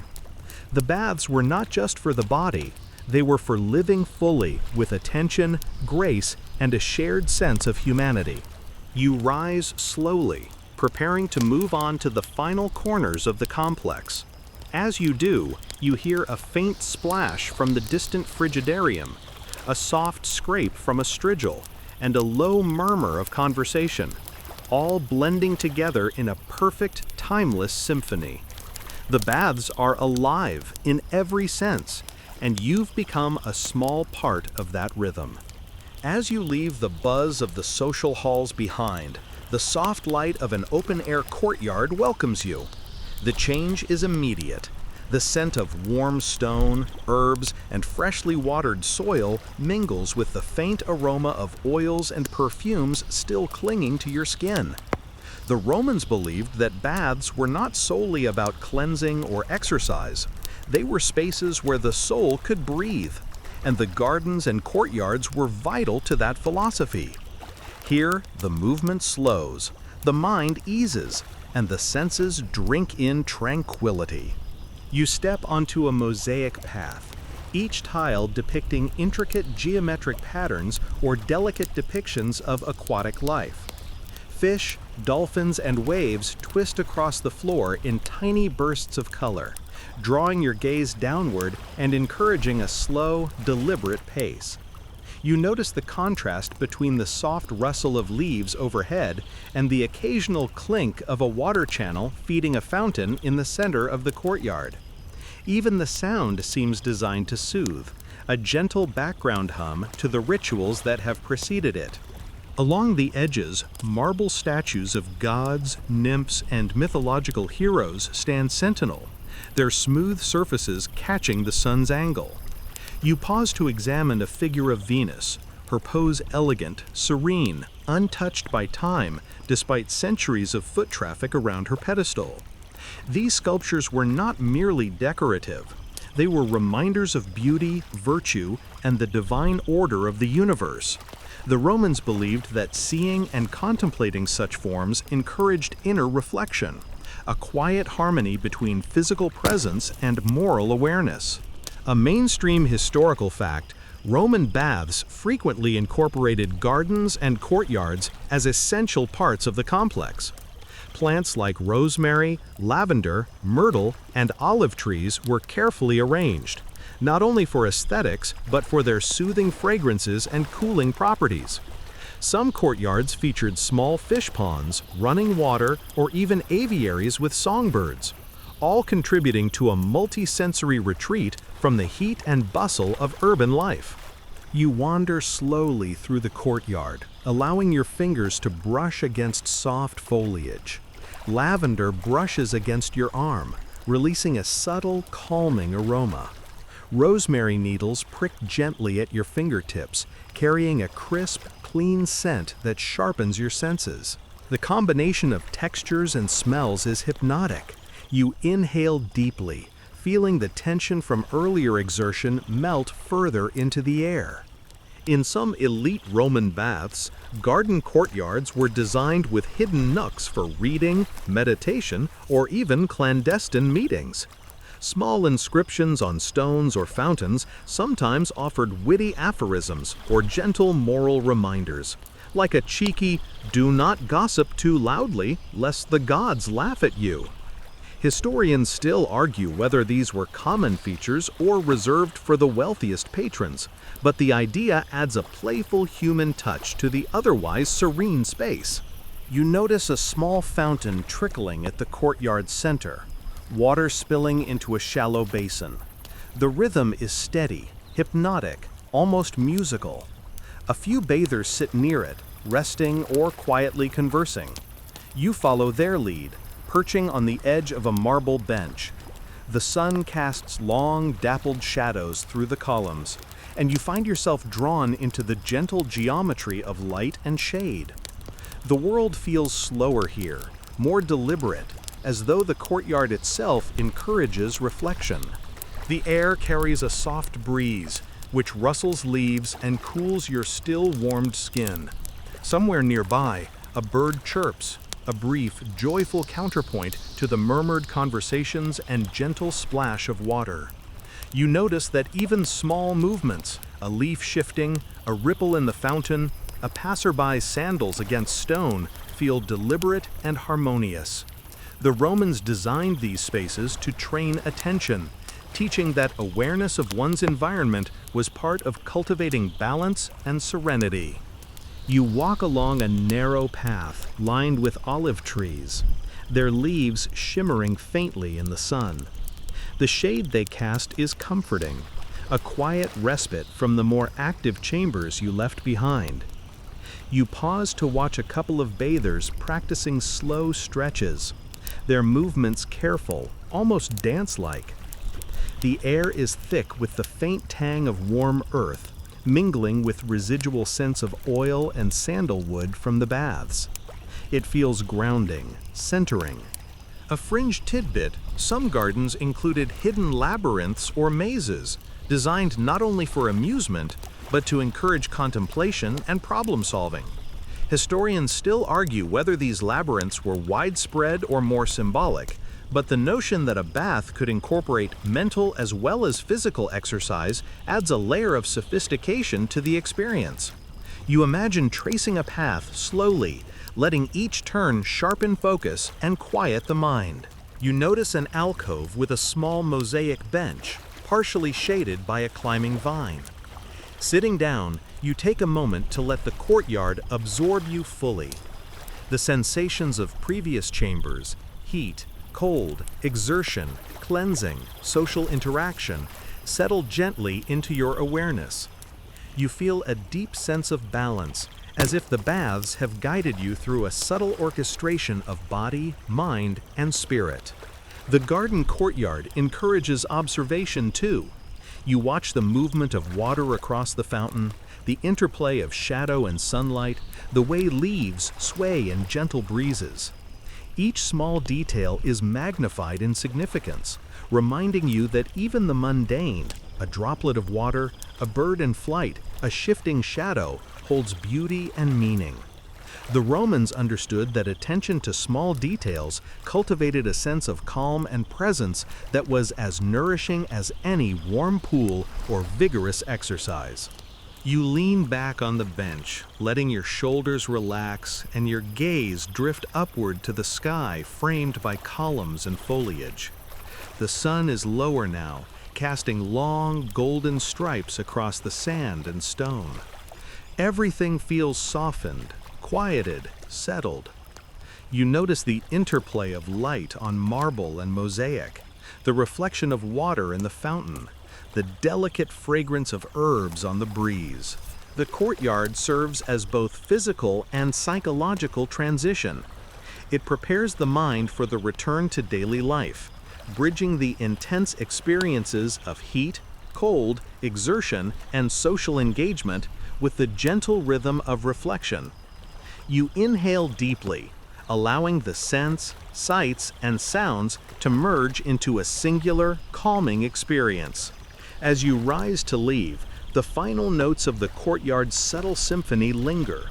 The gurgle of water, the rustle of leaves, the faint murmur of conversation, the soft clink of sandals against marble. The baths are teaching you, in their quiet way, that the human body and mind thrive in cycles of effort and rest, heat and cool, motion and stillness. The courtyard is the quiet center, the heart of that cycle, offering a gentle conclusion to the sensory journey.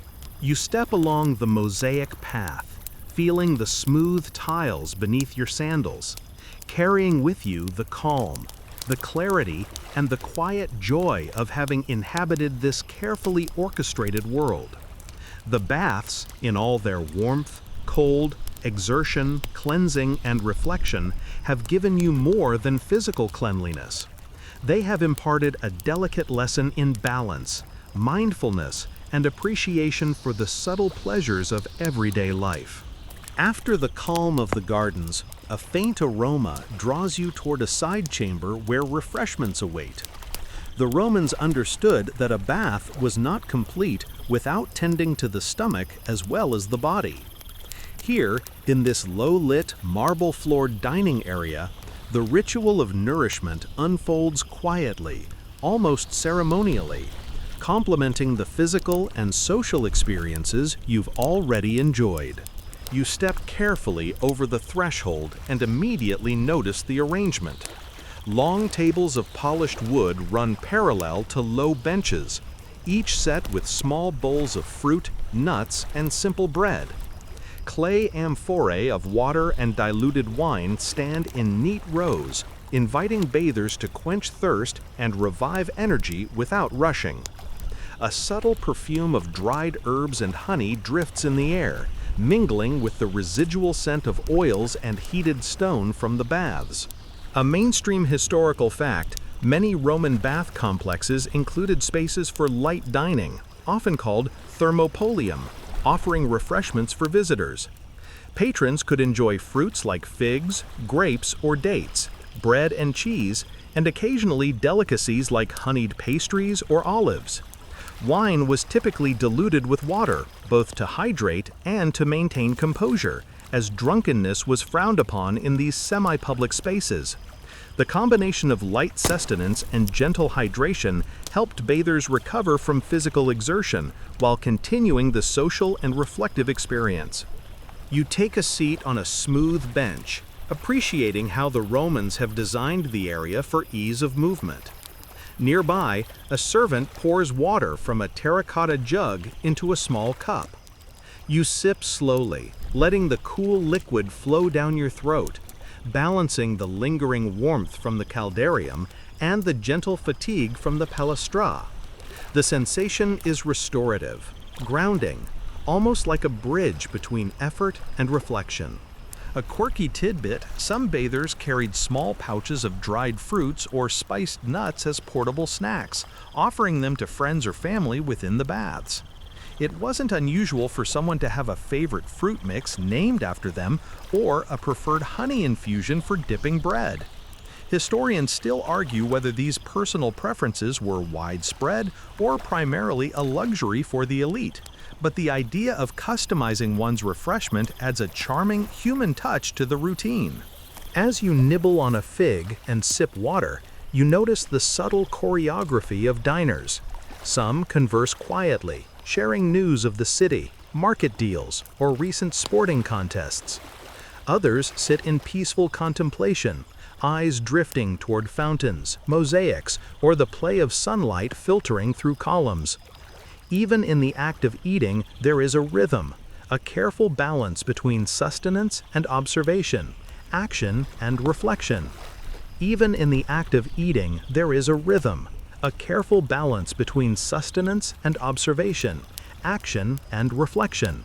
Nearby, a group of bathers discusses philosophical matters in hushed tones.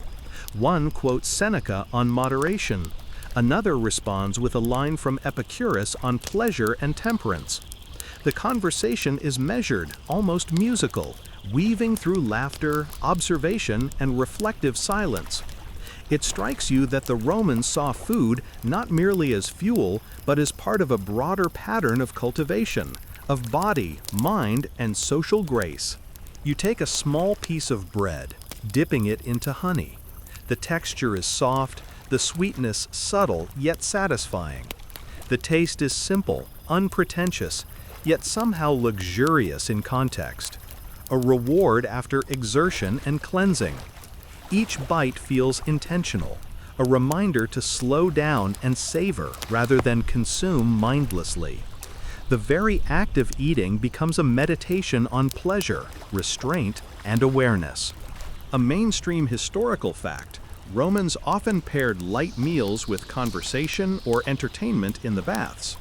Musicians sometimes performed softly in adjacent rooms, and poets or philosophers might recite short passages. This created a multisensory experience where nourishment, sound, and sight blended to reinforce calm, satisfaction, and mental engagement. You notice a small fountain in one corner, water gently bubbling into a shallow basin. Bathers occasionally dip their fingers or take small sips, adding a ceremonial quality to hydration. You do the same, letting the water refresh your senses and ground you further in the rhythm of the baths. It feels deliberate, intimate, and surprisingly luxurious in its simplicity.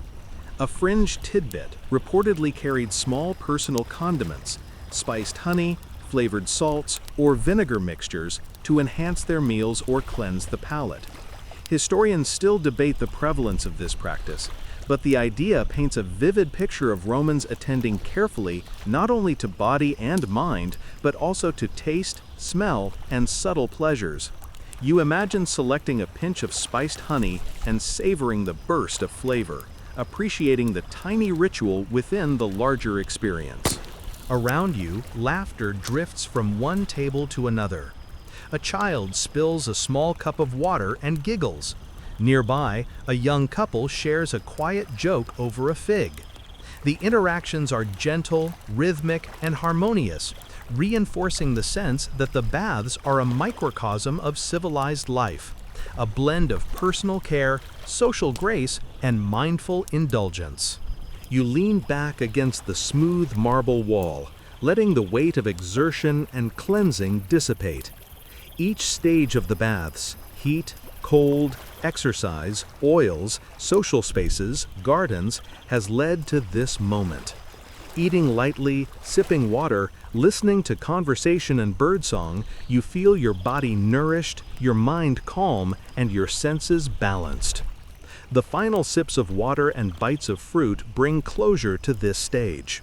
You notice the subtle patterns in the floor mosaics, the shadows of columns shifting as the sun moves, the faint hum of voices and distant fountains. The experience feels cyclical, reinforcing lessons of moderation, attention, and interconnectedness. You rise from the bench feeling gently replenished. The act of dining, simple though it seems, has provided more than nutrition.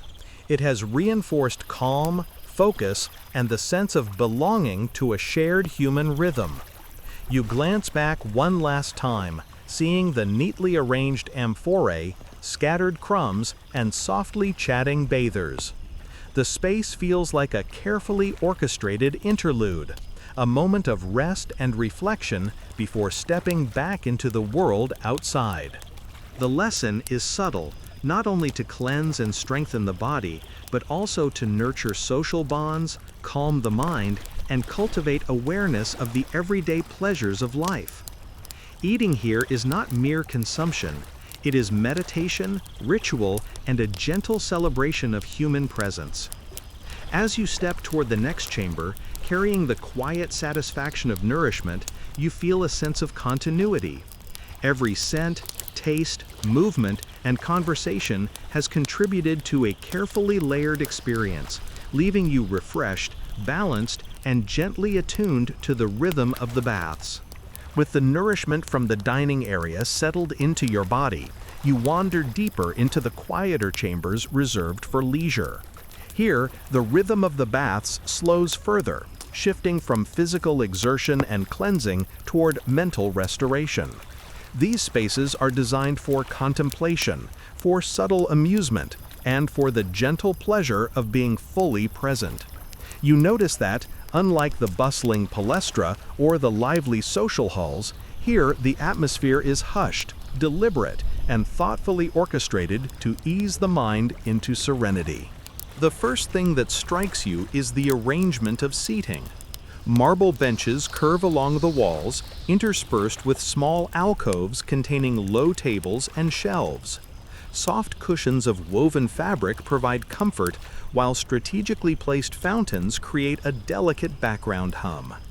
The sound of trickling water mingles with the gentle notes of a lyre played in the corner, creating a subtle, meditative soundtrack.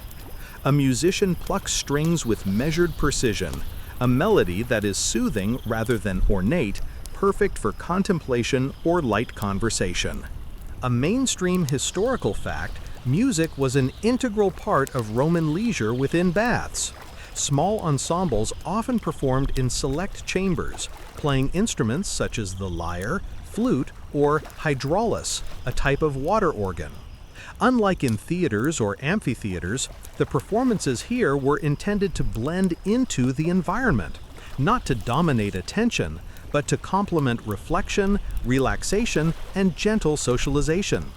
Patrons could enjoy the music while reading, conversing, or simply closing their eyes and letting the rhythm calm the body and mind.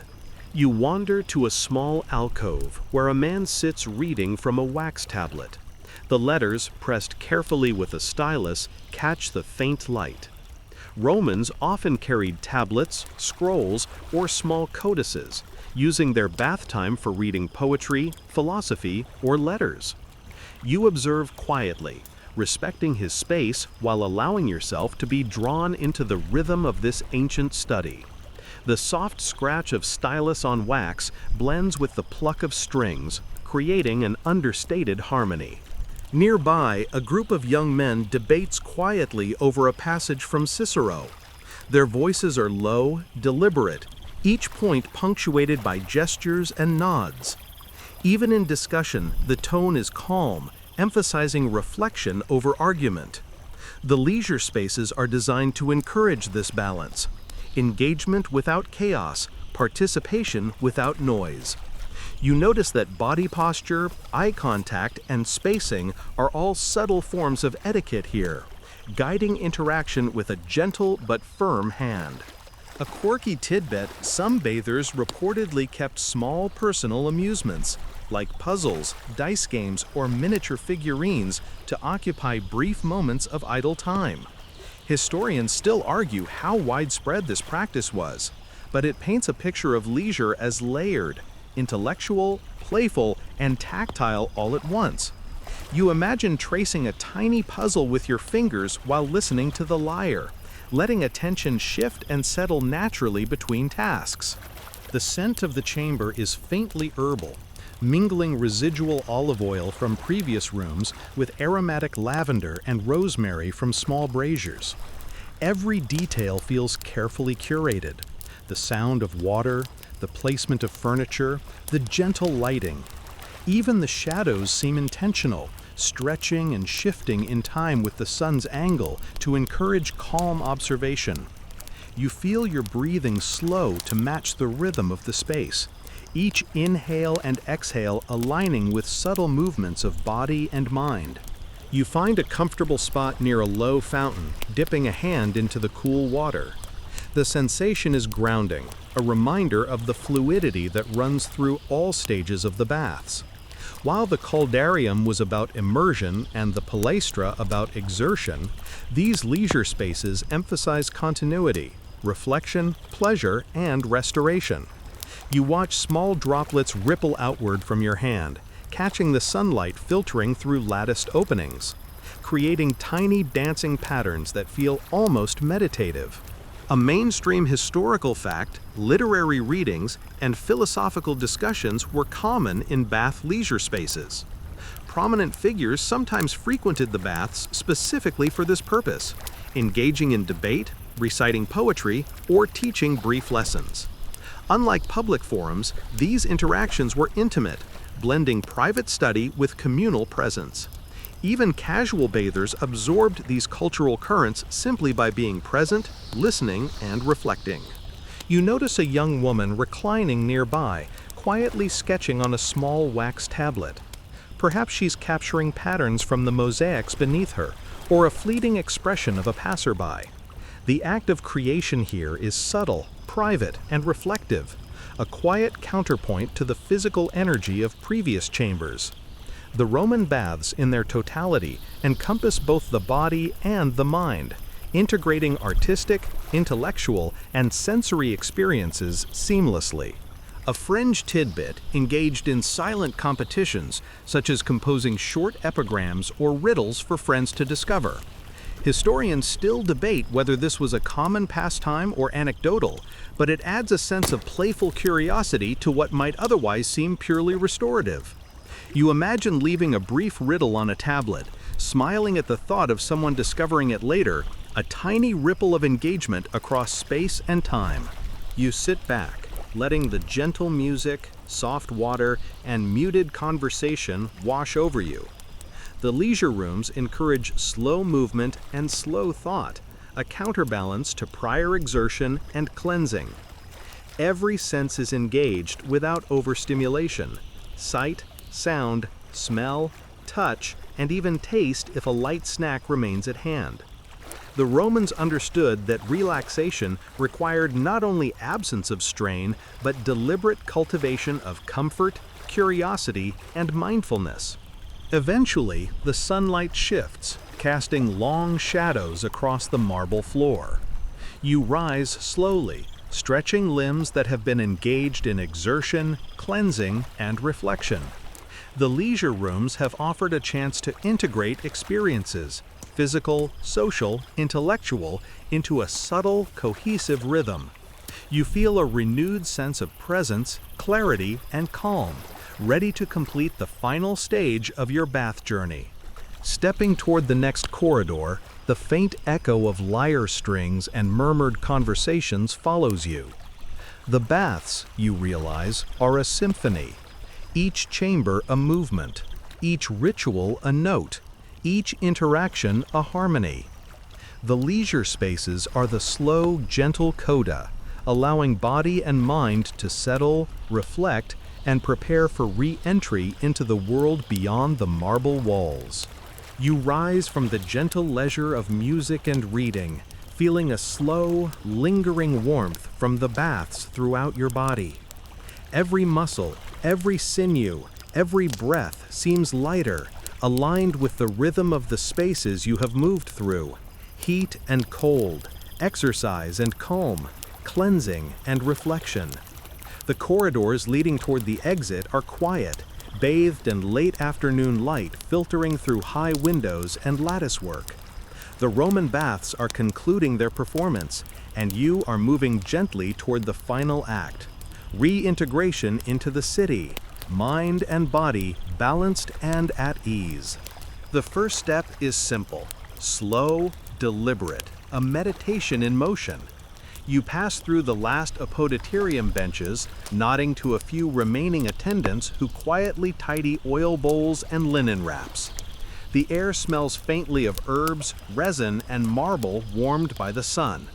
Your fingers brush against the cool surface of a wall as you walk, and you notice the tactile sensation, grounding you in the moment.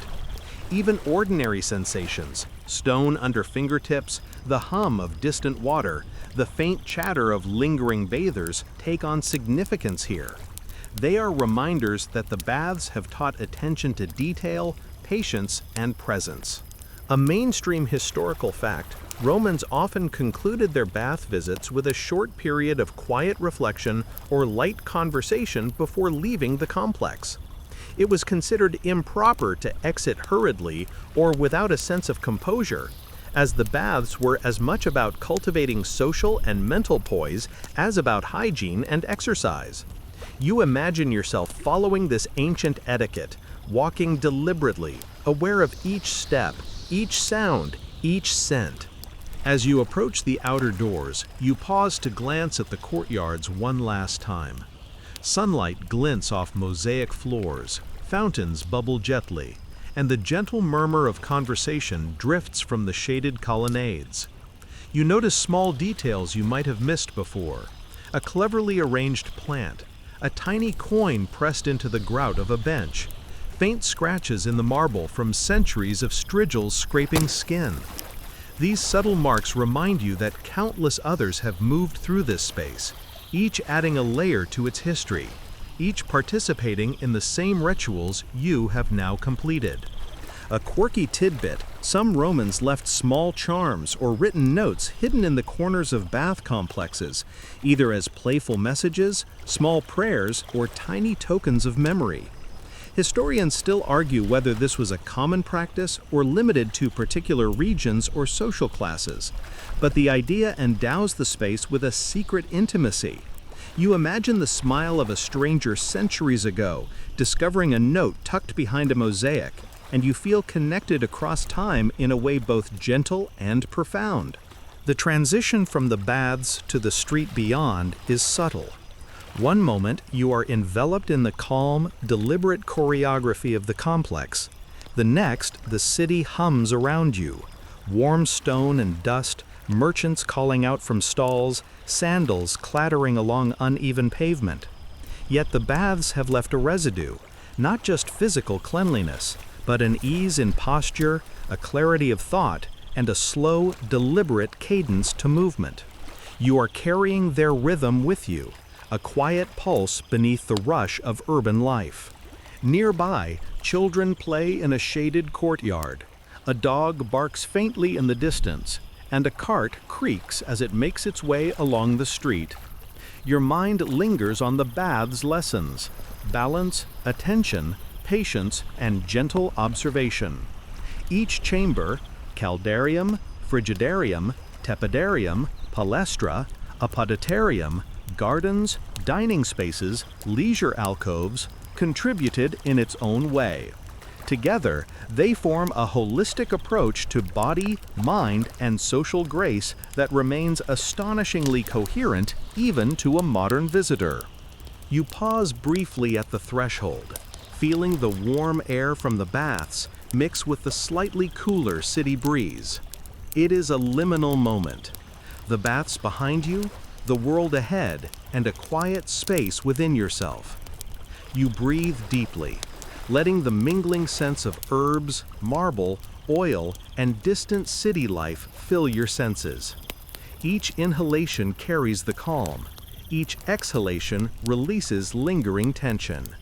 A fringe tidbit: some Romans believed that leaving the baths slowly and mindfully helped prevent post-bath lethargy or malaise.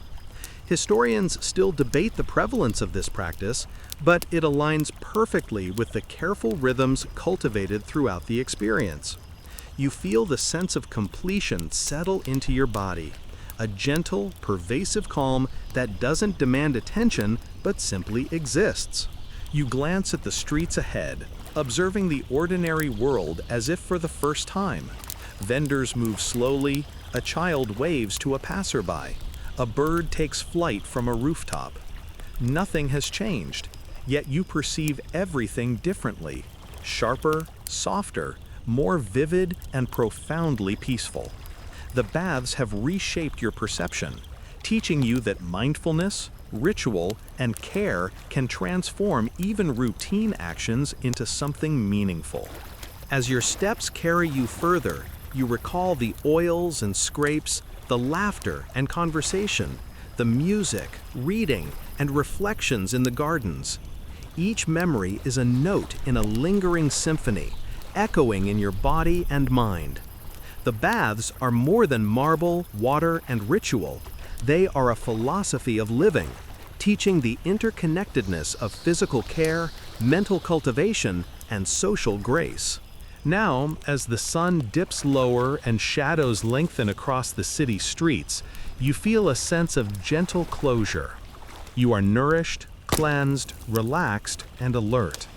The lessons of moderation, observation, and reflection follow you like a soft companion.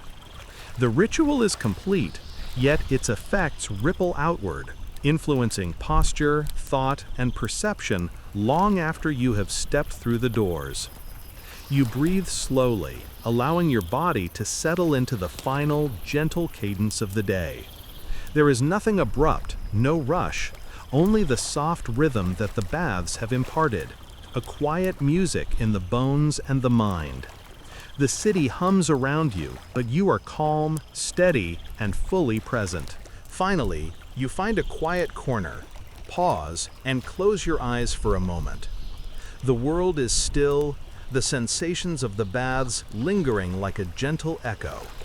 The golden warmth of the caldarium, the shocking clarity of the frigidarium, the meditative calm of the tepidarium, the exhilaration of the palestra, the quiet reflection of the apoditarium, the garden's serenity, the dining's subtle pleasure, the leisure's gentle rhythms, all converge into a single, encompassing sensation of peace.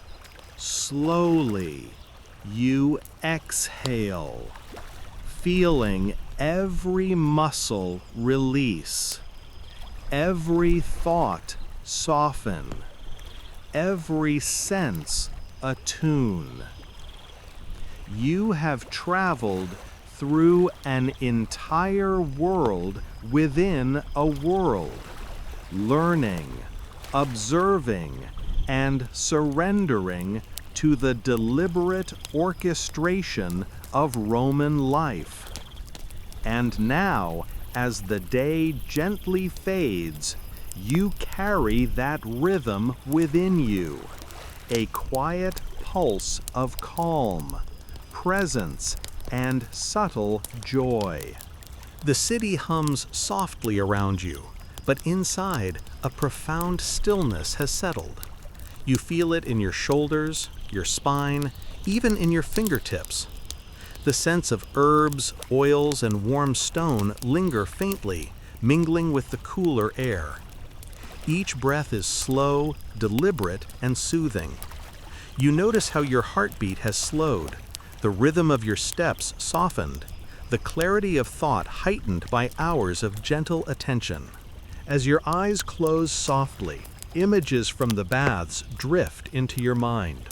The golden steam of the caldarium, the invigorating shock of the frigidarium, the golden calm of the tepidarium, the laughter of the palestra, the reflection in the apoditarium, the sunlight in the gardens, the soft murmur of conversation, the glint of mosaics and bronze. Each one blends into the next, a flowing river of sensation that carries you farther from distraction, farther from urgency, deeper into a gentle, restful calm. You realize that the baths were never just about cleansing the body. They were about cultivating the art of presence, awareness, and gentle living. Every scrape of the strigil, every careful sip of water, every quiet conversation or musical note has guided you toward a subtle, abiding peace. It is a peace you can carry forward, quietly, without effort, into the next day, the next thought, the next dream.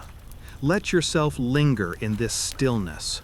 Feel the warmth and coolness, the scents and sounds, the subtle rhythm of your body settling fully into rest. There is no rush, no pressure, only the soft, encompassing comfort of having been attentive, cared for, and gently renewed. Let the bath's lessons echo in your mind, a lullaby of balance, mindfulness, and quiet joy. Now, drift slowly, gently, and peacefully into rest, carrying the calm of the Roman baths with you as your senses quiet and your mind softens. Sleep comes as a gentle tide, filling you with ease, comfort, and a serene, timeless rhythm. End of script. Sweet dreams.